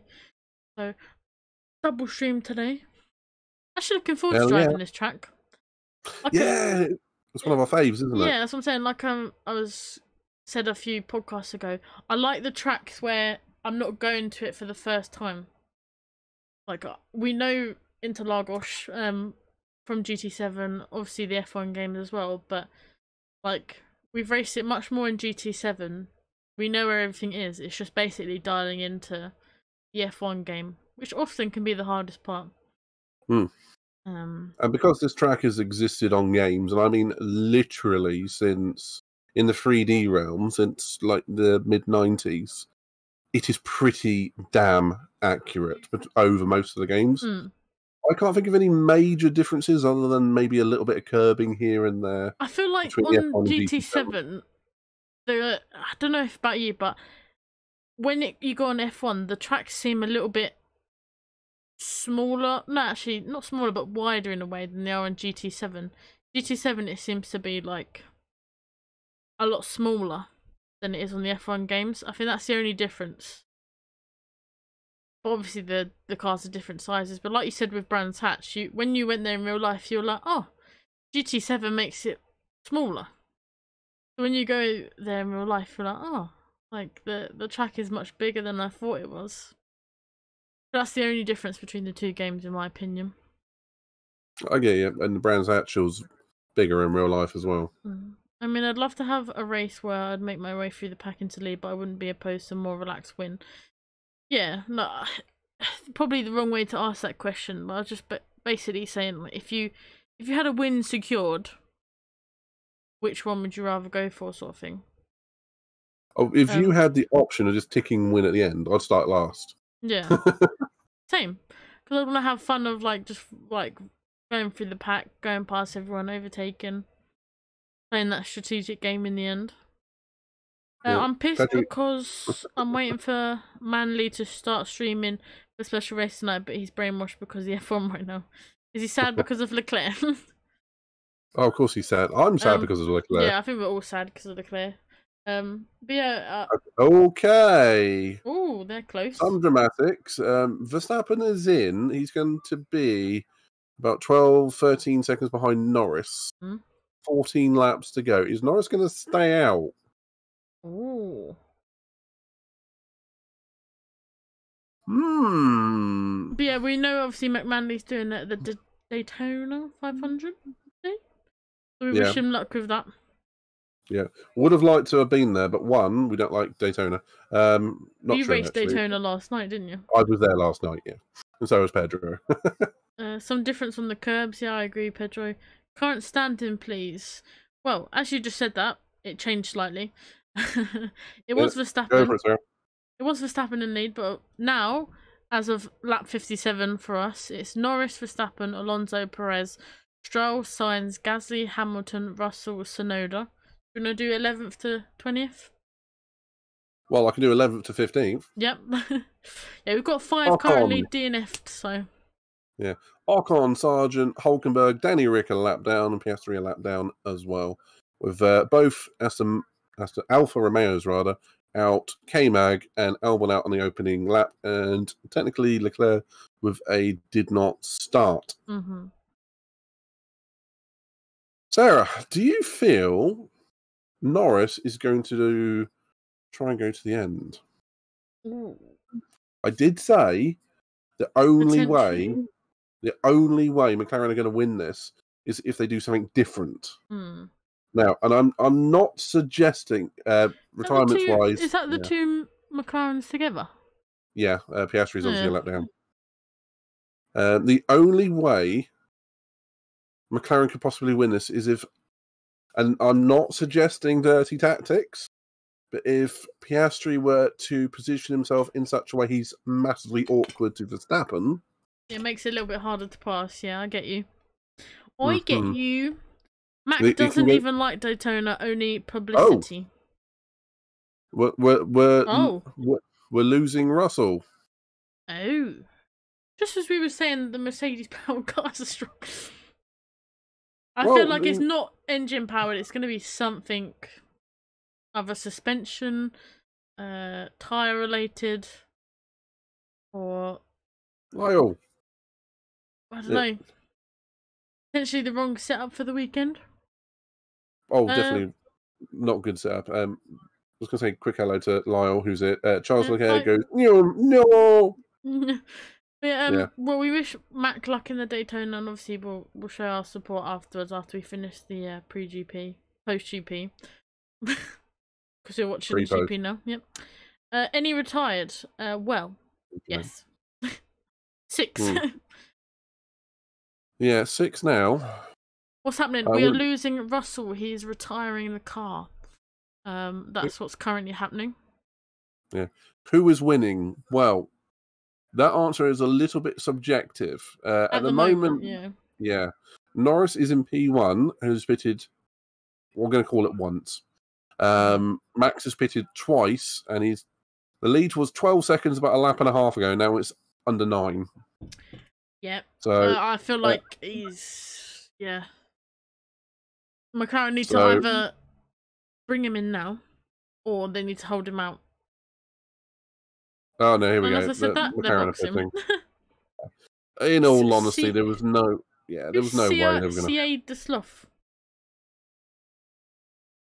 Sid the Sloth. Yeah, Max Verstappen. Sid the Sloth. I've seen that comparison.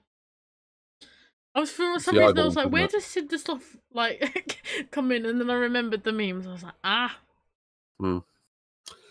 I would imagine this is McLaren settling for second. Yeah, but trying to get the fastest lap. Yeah, I'd agree. Obviously, we know that they're probably used softs. Ooh, Perez running outside of Alonso there, nearly coming together. That was a good little bit of. Obviously, Alonso, Perez will have the DRS here.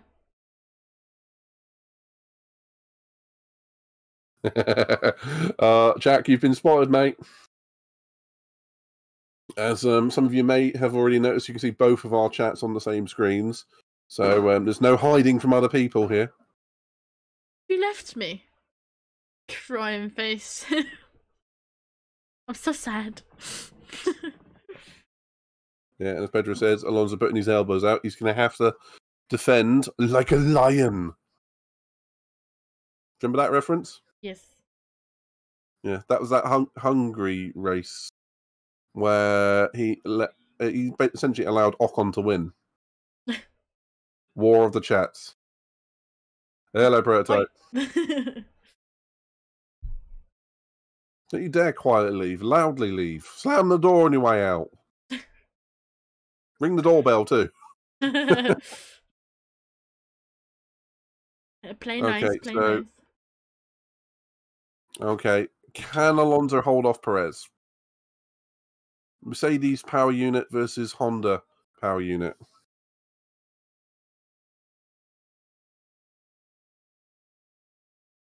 I'm surprised Piastri's still going. Yeah. Very little point to him still going around.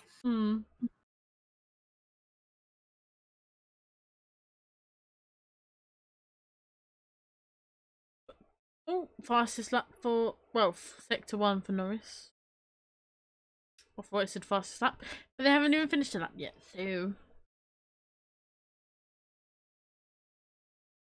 We did see on the race prediction that Pedro sent us that the race pace of Norris was approximately 14 seconds behind Max. It looks like it's going to be pretty accurate.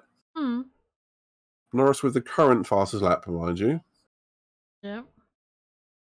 Got to go back and forwards for a bit. I'm actually pointing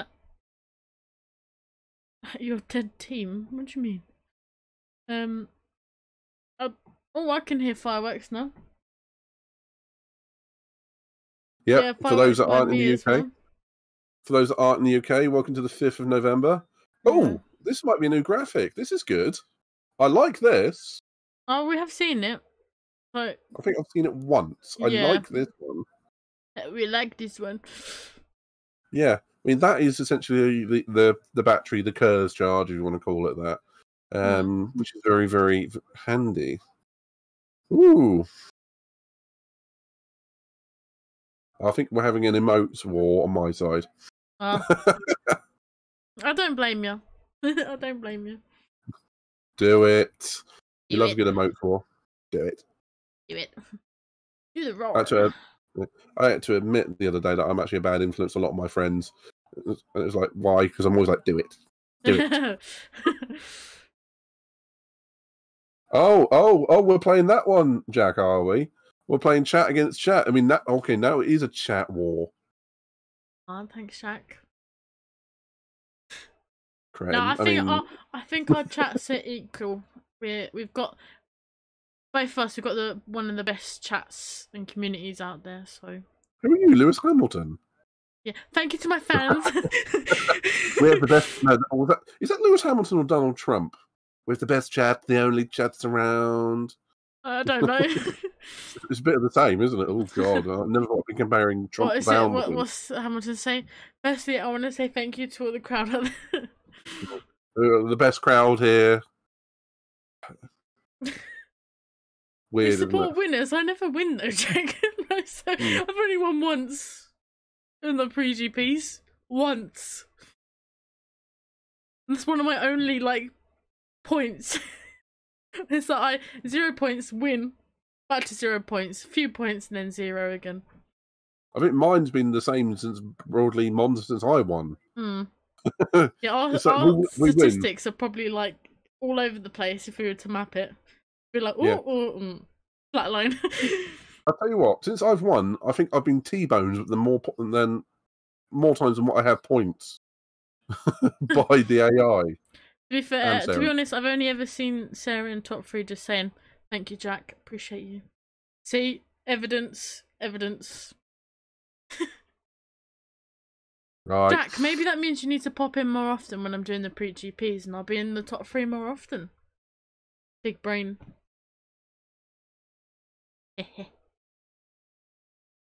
Well, I'm just hoping to get from the lights to the flag today without a stupid incident. That's all I want. A nice clean race and maybe some points. Some points, ideally, for me. I want some points. Yeah. I need the points. Tell you what, though, Norris... you go first. I was just going to say, tell you what, Norris looks like he's nice and quick in this last, and he's actually closed in on Verstappen. Yeah. But we are talking it's still just under 10 seconds. Yeah. So he's not going to catch him, but still. Yeah, probably not. I mean, ideally, if he could, we'd love that. But is it a possibility? I don't know. Yeah.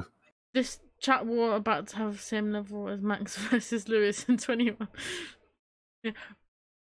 Bring it on. Yeah, bring it on. Have fun with that. Right. We are going to focus on the on-track action because it looks like the only battle on track is what we're looking at, fortunately. It's the Alonso versus Perez battle. Do you know, I would have put money on Perez's blowing straight past Alonso, but Alonso is now at 42 years of age. He's a very measured driver. Yeah, no, I agree. He's obviously got the experience around these tracks. A lot more compared to the other drivers. All I can hear is fireworks now. Hey, it's your turn, now it's my turn. Yeah. Laps remaining. For Max, it is 6 laps. 5 laps now, he's just crossed the line. I keep doing that, I keep saying something, and immediately it's changed. I feel like we jinx it all the time. Yeah. But can Alonso hold off Perez? I mean, he's getting great drive at the, I'm going to say it, Yung Sao corner. Yep. Whether it's accurate or not. I mean, we've given it a go. A for effort. Works for me. But he's deploying all of his battery on turn 3 and out of the final corners, so giving Perez no opportunity to pass. Yep. It's a shame that Lando lost some time on that last stint. Yeah. I mean, I think it was inevitable. Like we said, the McLaren is much faster. Is it a race like GP?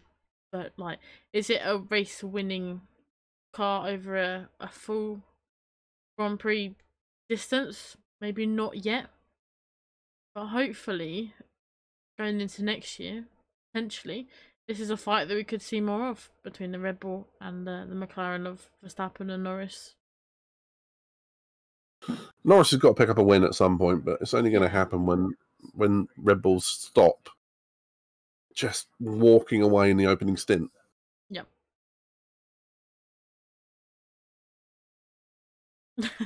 They're just saying at the same time as me. Yeah, like Pedro said, out of this fight, I'd like to see Alonso back on the podium.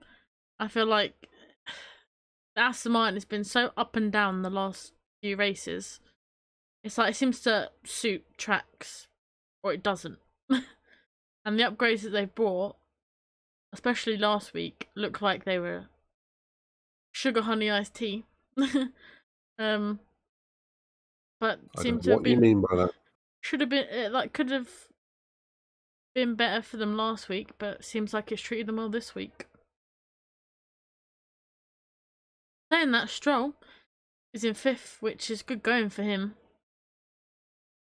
Yeah, he's definitely had a better race today than he has done for most of the year. Yeah. So he's finally pulled his head out of somewhere where it's been. Alonso might get a DRS from a back marker, which could help him defend his position. Either way, it's I think it is more impressive for Alonso to be holding back Perez than it is damning on Perez. But Perez has had a better race today than he has done for a while. Yeah, no, but I agree. It's still Perez in the fastest car, not being able to overtake someone. So, but do you remember last year when we were here when he was behind Max and Red Bull asked him to let him through, and Max went no. I certainly do. I heard them replay that bit of broadcast just before it went live here, and it was like, ooh. Yeah, Pedro sent me a video about basically if Max was asked again, obviously because it was quite close last year, and that's why they asked. But if it was because it's quite close again here, going into the final, 2 races now. If Max was asked, would you help Perez? Max went, I don't feel like he needs helping. I'm quite confident in Checo's ability. I don't think he needs my help. And it shouldn't be down to me to help him. But they went to Perez and asked him like the same sort of question as do you reckon Max will support you? And basically went, yeah, I think I can count on Max's support. So obviously they've not talked to each other. I wouldn't be surprised if they're not taught properly in about a year, other than official team meetings. Going into final minutes, final predictions. Max win. Yeah. Norris seconds. I'm gonna back an Alonso 3rd. I want to see that. Sainz looks like he's having problems with his steering wheel. Pretty much, I think everyone else was gonna stay where they are. Jack. He didn't help last year, so as in Max didn't help Checo, Carlos might retire the car, potentially. He's in running P6. All he's got to do is he's only got to get around another 2 laps. Yeah. He's best part of 20 seconds ahead of Tsunoda and 30 seconds ahead of Ocon. So he should still get points. He's got to cruise, basically. Yeah. Don't take too many risks. Yeah. With permission, Sarah, we'll try and just blitz through this one. Skip the. We'll watch the cool down run, but skip the podium. The champagne, because It's the same again, isn't it? Yeah, we want a little gap. Oh, here goes Perez. He's got him. Oh. Well, I changed my predictions. Oh, that's becoming... although will Alonso have that's DRS? Unfortunate. Alonso, this is going to be the only chance he gets at this. Ooh, defensive from Perez. Well, I changed my predictions slightly. Okay, Alonso's going to have one shot at passing Perez here. If Spice Perez up has this race a little bit. Yeah, if Perez has used all of his battery to get past, he's going to be vulnerable for one lap. Yep, and that one lap is crucial because we only have one lap left. Yeah, but as you can see, that Red Bull is just better in the slow corners. He's just getting away. Yeah.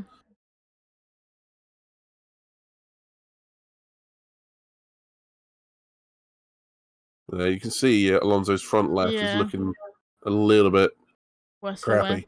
Yeah. Okay, so Alonso's going to be coming at him into turn one. If you can keep it within DRS range, might spice things up a little bit. Oh, he's definitely still there. Okay, Alonso might have a shot at this coming around turn 3 into turn 4. Final shot. They're both going to deploy all of the battery here, I feel. If Alonso's clever, he won't. He'll save it for the end of the lap. Come on. Oh, he's got him! Oh, that was close. That was very close. All right, it's not over yet. It is Alonso, not over yet. Deploy all your battery now. Come on. Save it for the middle sector. Save it. I don't want to see this happen. Go away. What she said. Why? Go back to the. Go back. Right. Max and Norris to finish. Right, go back. Go back.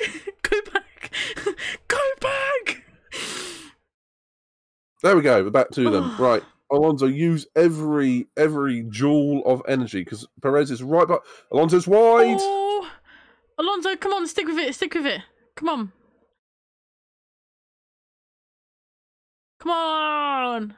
Oh, here comes Perez. DRS is open. Pretty close. Under 53,000. Yeah. That was a photo finish and a half. Jesus. Oh, that was the best bit of the race. That was. Yeah. What happened? Alonso kept third, but it was very close. Well done, the pair of them. That was a really good, entertaining moment. That was. And that is what motorsport was all about. But you can see that speed. Oh my god, if that finish line was any further, I feel Perez would have just got him. I think Alonso won that by about a length of a ruler. Yeah. If that. Top 3, Max, Norris, Max, Lando and Fernando. So it rhymes a little bit. Yeah, Lando and Nando. Do you reckon Lando goes to Nando's? Maybe with Fernando.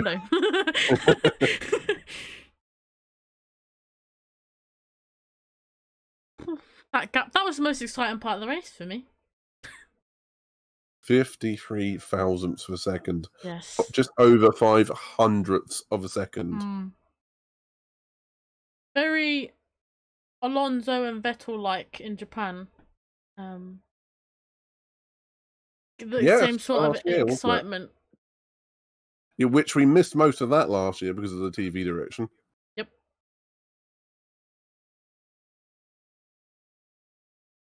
Great top 3 this race, yeah. My prediction, yes, I got it. I thought about changing it, but no, I went no, I'll stick with it. But I nearly lost. Look at those tyres. That is right. The reason why they look like that is because they're going offline on the way back to to pick it up. Parc Ferme to make sure the car is overweight by the time they stop. And ride height as well. True. It is a bit of both. But more than anything, they measure the ride height by that plank, which is how Leclerc and Hamilton got a disqualification in Austin. Which on Austin has have lodged an appeal the right with the to FIA. appeal. Due to the fact that many a time, a lot of drivers were ignoring track limit. Yeah, certain corners it wasn't getting picked up. Yep. I So just see that as well. And given how close it is in the bottom 2 or 3 teams, although Tsunoda just picked up a bunch of points, given how close it is, that could be vital. Yeah, driver of the day. I'd have to back Alonso. Norris has won the official DHL driver of the day, but... Oh no, that's fastest lap of the race. Or was it fastest lap? Sorry. Yep. I read that wrong. Yeah, Alonso. The only one to show epic racecraft out there. Yeah, that's the reason why we had to watch the race at that final second. Yeah. And, okay, Lando did win driver of the day, but that has been voted on for, like, the best part of the last half an hour. So chances are Alonso is going and catching up to him, but now they've closed the lines. But yeah, I suppose when you look at it like that, Norris started 6th. Cracking result, all things considered. Yeah. Right, I was about to say, can we bring up all the data and get ready to go through this? Because we are going to try and muller through it, because we want to get to the post-pre-thingy GP. And by frankly, 8 PM at the latest. Yeah, so we've got an hour, but we want a bit of a break beforehand. Yeah. So I'll bring up the qualifying if you do well, Pedro sent me the stats just now, so I've got them. Got them. Well, I'll just hold on to qualifying just to sheer fact I can see it. Alright. Okay, so where are we at? Brazil. Yeah. Starting grid. Fine. Okay, so I think it's worth watching the cool down room because this is going to be entertaining from Alonso. Yeah.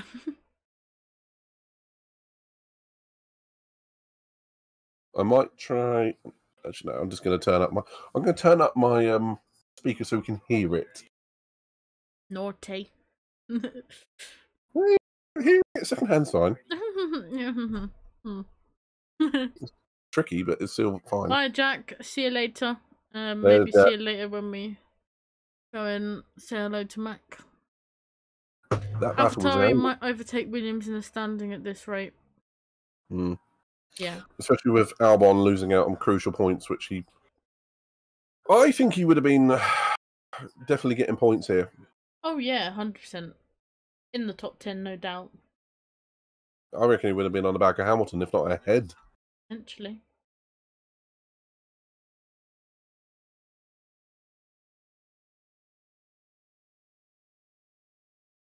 That is an unfortunate name, though, isn't it?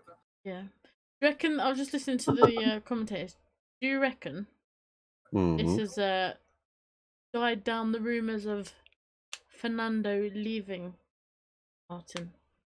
Yeah. As much as I would have liked that, actually. I mean, Alonso to Red Bull and Perez back to the Force India base, which he was summarily let go for Stroll. Or for Alonso, or whatever it was. I can't remember now who it was. I would have liked to have seen that, to be brutally honest. Yeah. But, no. The longer it's not confirmed, the more I think Alonso will be finishing his career within Aston Martin.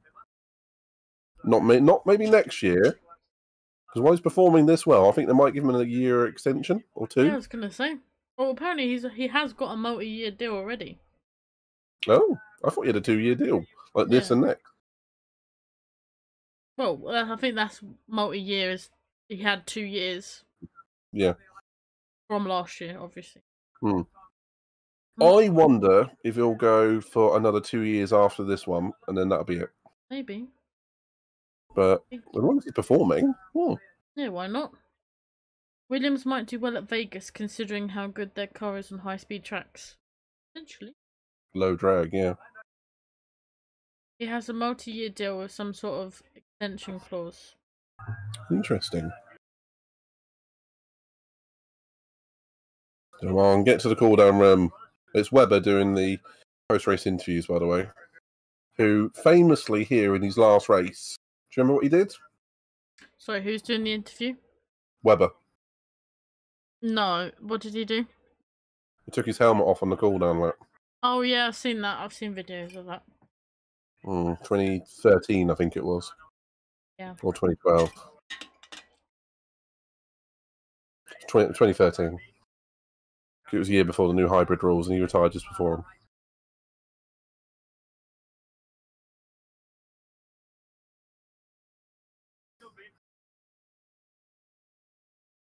Saying that, did you see earlier? You know, obviously in the media at the moment, it's a bit with what happened in the 2008 Grand Prix around here. I believe after he said he wasn't going to be at the grid, I think Felipe Massa, he's in the paddock somewhere today. He is there, yeah. What was the question, sorry? No, it wasn't a question, but it was just saying, like, he said he wasn't going to be there. But he is there, obviously, with the media and everything, and the speculation of, obviously, that, not the court case, but, like, the, whatever you want to call it, with the 2008 Grand Prix. Singapore. It.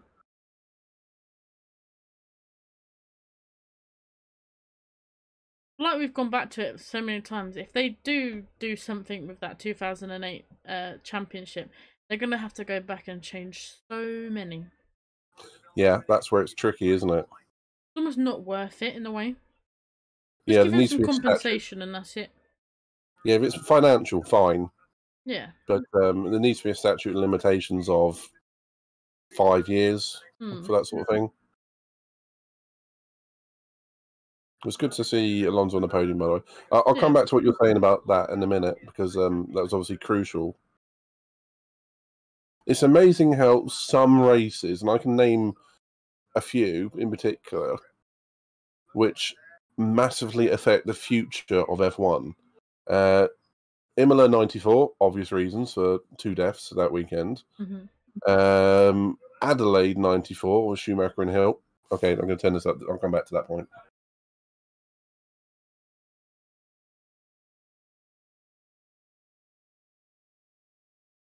Cool down room.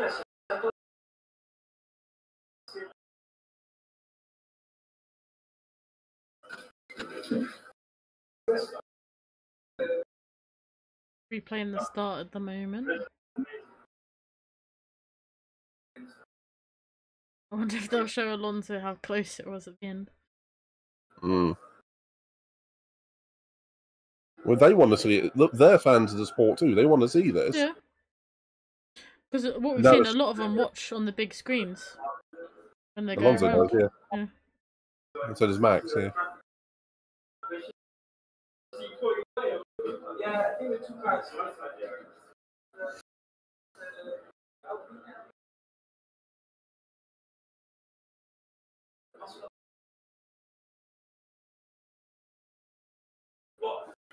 Oh, and then that's it. We wanted to see it at the end. Yeah, that was not very interesting, sadly. Oh. Yeah, there's some races like those couple of races in '94. Moving on to more of a modern era, like 2008 round here, Singapore the same year, and Abu Dhabi 21. Some races that are forever talked about for good reason, and some that they would. If you go back and change one thing from 2008, you'd have to rewrite so much of the history of the sport one way or another with legal challenges and whatnot. I mean, Michael Schumacher would lose probably 1 or 2 championships. Max would lose 1. Hamilton would lose 1. Game 1. Weird, isn't it? Yeah. So it's very dangerous, that talk. Very dangerous. That's why, like, the only way I think he's going to get anything out would be compensation, because it's almost like rewriting the history books in a way, isn't it? If you go back and you do all the championships and change them all around, it's exactly that. Yeah, difficult one. I see why he's obviously wanting to, because if it's his only possible drivers' championship, then I see why he's fighting hard for it. at the end of the day, like, not to be rude, but like in that season, maybe should have done a little bit better. You're not wrong. You're definitely not wrong. Right, shall we move on to the breakdown? Because we are going to run out of time otherwise. Yeah. Let's go. Let's go. It's me, Mario. Right, bear with me a second. Okay, because we don't need to see this. I feel like we already know where we're going to rate like this top 3 anyway. Oh, definitely. It's like bam, bam, bam. And then we don't really have, we have 6 DNFs, so... You have to bear with me a second. My PC is just not responding. It's alright. Dutch national anthem again. I feel like this is like the Formula 1 national anthem at the moment. Yeah, you're not wrong. Apparently, I saw a video. You know, you know, when they were doing the storm, and obviously that was after qualifying. Apparently, they were already playing the Dutch national anthem. No, I'd seen that. I'd seen that one. I was just like, oh. Welcome back, Pedro. Got a frozen midnight on our screen at the moment because there's these loading. We do love some technical difficulties over here. It's our speciality. Because saying that, my webcam came back today. I haven't tried to fix it because I thought it was dead. Randomly started turning itself on. So I was like, I'll roll with it. I will roll with it.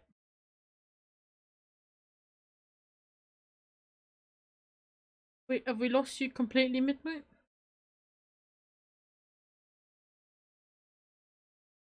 I believe we've lost Midnight completely. Sad.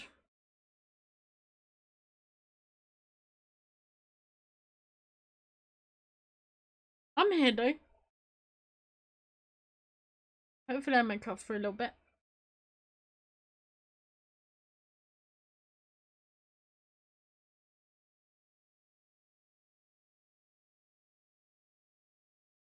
Just groove into the national anthem.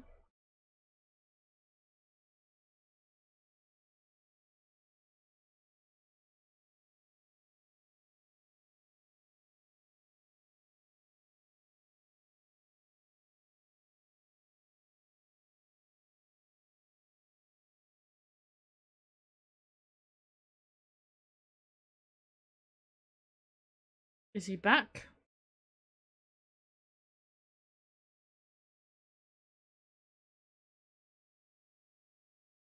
Oh, he's coming back. Right, bear with me, guys. I will. I'll get the tier list up. Oh, double me. Ooh. Gonna get the tier list up for you guys now. So bear with me now. We'll get it rolling. Oh, double me. Hiya. Hiya.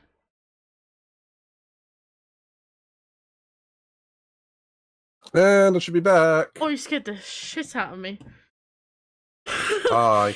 It was dead silent and then it was like, hi, I'm back. I didn't even say it too loudly, did I? No, it's because my volume's quite high and I was just like, I was just on WhatsApp trying to get that link open again and it was, hi, I'm back. Nice to know that I'm thought well of. Oh dear, sorry about that. My PC died. No worries. We love technical difficulties here, don't we? Yeah. It completely locked up on me. So I can still do that from here, and I can share it with you if you like. But I'm not live on my side anymore. Yeah, we'll do that then. Makes it easier. Okay.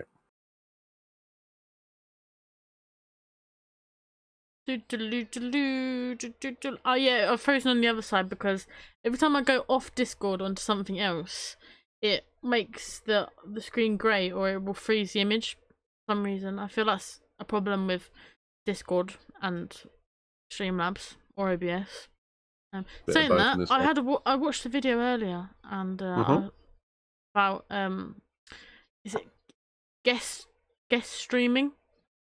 And it's available on Google Chrome and Firefox. I know you use Firefox. If I start using it, maybe we've got. I thought it was amusing the other day. You said, "Well, which browser are you using?" You were Internet Explorer, and I was like, "Ooh." Well, no, I'm not even using that, am I? I'm using Edge. It's the same thing. Yeah. It's the same program, just with a different name. So, potentially, moving into the next season of F1RST, we can explore that. Exactly, and we do need a bit more of a robust system. Anyhow, I'm ready whenever you are. Can you see the screen share? I am ready. I'm just trying to get that up for everybody now. But if you want to start rolling through it, we'll get it going straight away, alright?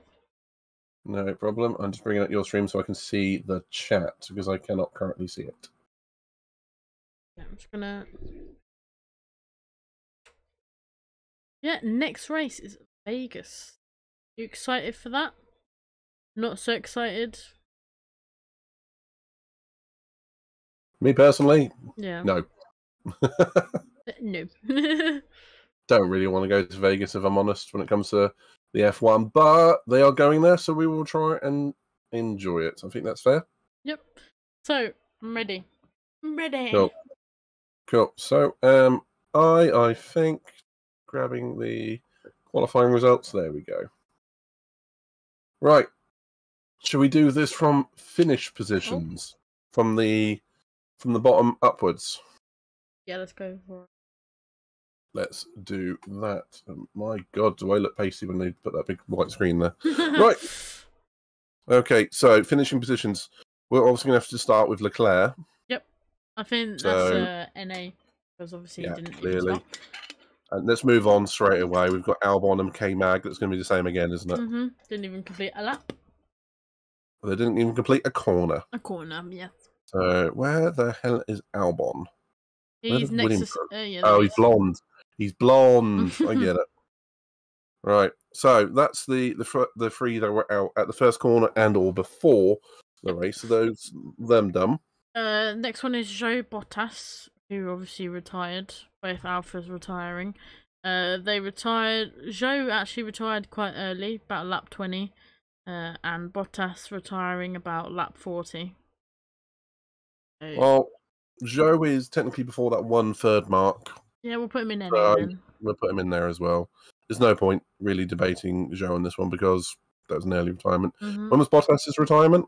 About lap 40-ish. So he was over halfway and he was running in the points. Yes, until obviously a suspected problem, which I don't really know what happened. If it was an engine, suspension, overheating, we don't know. No. I'll be willing to give him a grade, to be honest, because yeah, I think he did well this week. C+. Yeah, or should we rate him C because technically he didn't finish? I'm personally, if you want to go C, fine. I'm happy with C+. Just as a sheer fact, he's running in the top if he finished, 10. I would have put him in C+. If he'd have finished in the top 10, I would have given him a B. Yeah. I'll put him in C+, then go on then. I'll let you have it. Thank you. We'll call that one for me. Next finisher. Russell, obviously retired. I'll say one thing I didn't give us was the starting place of Bottas, which was P18. Yep. So, So next one was Russell, who retired at about lap 50. No, about 50. Between 55 and 60. I can't quite tell from the graph, but that's fine. But he started P8 and was like 9th when he retired, wasn't he? There or thereabouts. Mm-hmm.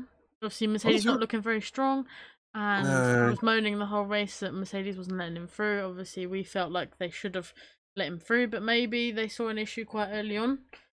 Don't know, but maybe. I'm thinking either C or C minus because not great. Exactly where I was thinking.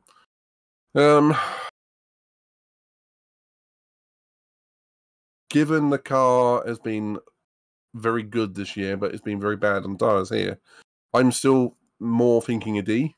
Yeah, go for a D then. We'll just bang them out straight away. Boom, done. Next one. Piastri, who finished 14th.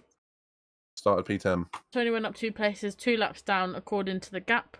Was struggling a lot, so potentially a D as well. Yeah, problem is, when it comes to him, I think he's very much a victim of what happened into turn 1, because he did sustain damage into turn 1. Yep. Yeah. Struggling all weekend. It is his first weekend racing around in some sort of discipline, so we'll give him the benefit of doubt a little bit. That said, C- because he was fighting uphill from literally the first corner. Yeah, no, I'd agree with that. Bang him in there. Done. Next one. Ricardo, who went up technically 4 places. P13. Who started P17, but we had finished a lap 1, 2, down. 3, 4, 5 dropouts. He was a lap down. Got hit with a tyre on a rear wing. Yeah. Same as Piastri then. Move on. Yep. I'd agree. Done. Next one. Hulkenberg. Who was again involved in the accident, yeah. lap 1 incident. Start at P11, finished where? P12. A lap down.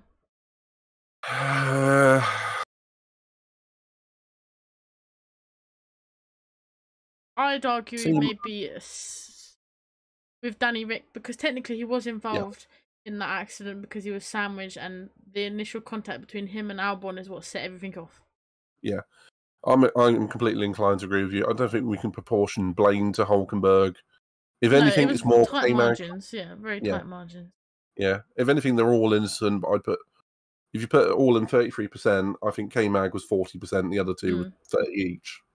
Yeah. So I'm saying that. Anywho, right? Yeah. With those 3 all together, the race ruined by lap 1, and Hulkenberg's pace on in the Haas tyres terrible. Move on. Right, Logan Sargent, P11. Whom started P19. We had 4... P19? 5... Yeah. It says he went up 3 places. Too sure. Well, yeah, we started P19. Yeah, I think the graphics might have been messed up a little bit. Yeah, but P11. I think he had a very... Well, it's a Williams. On a very short track. Personally, B. Just call it right there. Good for him. Yeah. I was either going C+ or B, but we'll call it a B for now. A low B. I reckon we'll have people. Oh, definitely. Oh, it's not a high B at all. Scrapes in for me. I'll tell you what, we'll put him with Bottas. Yeah. Just because they both had a very good race for... Yeah, I mean, it's probably one of the strongest C+ at the moment. Deal. Right, next one. Ocon. P10, finished the lap down. Started P14. I think it was a bad race for him, to be honest. Yeah. Not great all weekend for me, personally. Oh, yeah, the sprint was terrible. Would you put him in the middle of that group there? No, I put him in the D. Really? Oh, yeah, I put him in the D. I mean, he started P14, gone up to P what? 10. A lap down. Yeah, but we've had 5 dropouts, and he's a lap down in the same region as Sargent in a Williams. Honestly, he's not gained any places. Yeah. He's lost a place effectively through the people that have dropped out in front of him. So, finished 15 seconds behind Sonoda. I think at best it's a C-. I mean, at best. Yeah, we'll put him in C- for now then. He's at the arse end of it though, because he played once more than everyone else. Had an interesting strategy to say the least, although he didn't drive well. Yeah, I think he didn't drive well. Can we put an asterisk on that one and have a think about it? Because I'm still leaning towards D, but we'll come back to it. Next one. Yuki Tsunoda, P9. Nearly finished a lap down, but he started P16. He was running in the top 5 for a long time. Yeah, strong weekend as a whole for him. B? Yeah, easily yes. That's a good race from him, and that's 2 in a row. He could have scored a lot of points, but obviously Mexico was a bit of a shocker at the end. Anywho, moving on. Hamilton, P8. Started P5. Struggling all race. I'd go C maybe. not the greatest, but he has gone down three positions. Again, didn't I think necessarily do anything wrong though. Just fire or setup or something to do with that Mercedes not working out. Yeah, with that in mind, it's his setup. I think it's very similar to Russell, but I'll be willing to go to C-. Yeah, all right then. Yeah, not Stroll. He's definitely ahead of bloody Ocon. Ready for the next one? Yeah. Yep. Hit me. Yeah, Gasly. P7. Gasly started P15. Finished P7. That's a B at least, isn't it? Yeah, why not? Done. Silent, but did the job. Yeah, he did get Russell. Whether it was before or after any problems, don't know, but either or. Cool. Yeah, I mean, it was very good from him. Yeah, Carlos Sainz. Started P7. Finished P6. Struggling at the end with some sort of issue. Just kind of existed for me today. See. Done. Lance Stroll. P5. Started P3. Before the red flag, yeah. Yeah. Well, I think it's a B, but it's a lucky B. Yeah. Good for him. Cool. Because we're usually seeing him right down at the bottom, so good for him. Exactly that. He's had a bit of a turn in form in the last couple of Grand Prix, one way or another, so about time. Cool. Sergio Perez. Started P9. Finished P4. B? Yeah. Strong race, but again, Red Bull second driver should be maybe a bit higher. Oh, he should be P2. Yeah. That's why it's not an A. Fernando Alonso. Can we give him anything other? In fact, I've actually got this wrong. That needs to be a star. There we go. Is it an A or an A star debate? Oh, I don't know. I think it's like the highest of A's, maybe scrapes into an A star because of that racecraft at the end. He was clever with like when to deploy his battery, when to like the DRS for that last lap. It was literally like a last lap dash. So I'm gonna say, do you remember in Singapore we gave Sainz an A star for being very, very clever and dragging along Norris with him? Yep. Alonso did the same thing without help. Yeah, in the chat we've got 2 votes for A star, so bang him in an A star. Thank you. That's what I was thinking, because that's where I was going as well. Honestly, it's a very, very intelligent, mature what made the race. We were most excited at that point when he took the third place again. Like, yeah. Yeah. Okay, the next one is obviously going to be Norris. Started P6. Yep, went up to P2. Can we just got call the that an A? fastest lap in the end. He did. Yeah. Can we call that an A? Yeah, bang him in an A. Max. One. P1 all weekend. A. It's not an A star. He didn't really do anything. Yeah, A. I'm just trying to see if I can reason it down to a B, but he's just been impeccable, so it's got no mistakes. Done. That is our tier list. Obviously, we will upload it to Twitter later. If you have any opinions on it, you agree, disagree, you'd place them somewhere slightly differently, or you'd keep the same, just let us know. Yeah, we'll make sure to upload it, obviously on YouTube as well. Leave any comments if you agree, disagree, agree with us, or you'd switch and change them. Obviously with the 4 at the bottom, we felt like we can't rate them because of what happened. Everyone else, I feel like we could rate them. But I just want to ask everyone in the chat, because there's one last thing I want to address on this. I want to go back to Ocon very quickly. Oh yeah, Pedro. C- or D, Ocon. And while you're all in the chat thinking about that, let us know what you feel. C- or D for Ocon. Sarah, rate the race out of 10. Ooh, race out of 10. I've got it. Have you got it? Yep. Right, 3, 2, 1, 6. 6.5. 6, no, 6 sounds better. And the 6 sounds much better. I'm basing it all off those last 2 or 3 laps. Yeah, exactly. It would have been an average 5 for me until that last lap dash, which brought it up just above the 5 for me, which... Yeah, I'm happy with 6 on High that. 5! Yeah, high 5. And yes, Pedro, we said we are going to discuss Ocon's rating. Probably put him at the bottom of C- as he didn't do amazing, but his strategy didn't help. But the one thing I would say against that is if he can't manage his tyres, that's why it shouldn't be a strategy problem. Anywho. Oh, say 7 at least. I love this race. That's cool. Some of the mid-pack action was great. Problem is, the top 2, nothing. Yeah. And it was just the Mercedes going backwards until the end. That's all I felt about it. But I get you. I'm glad you enjoyed it, and that's at the end of the day, that's what matters. Yeah. Only like to fight for the win, exactly.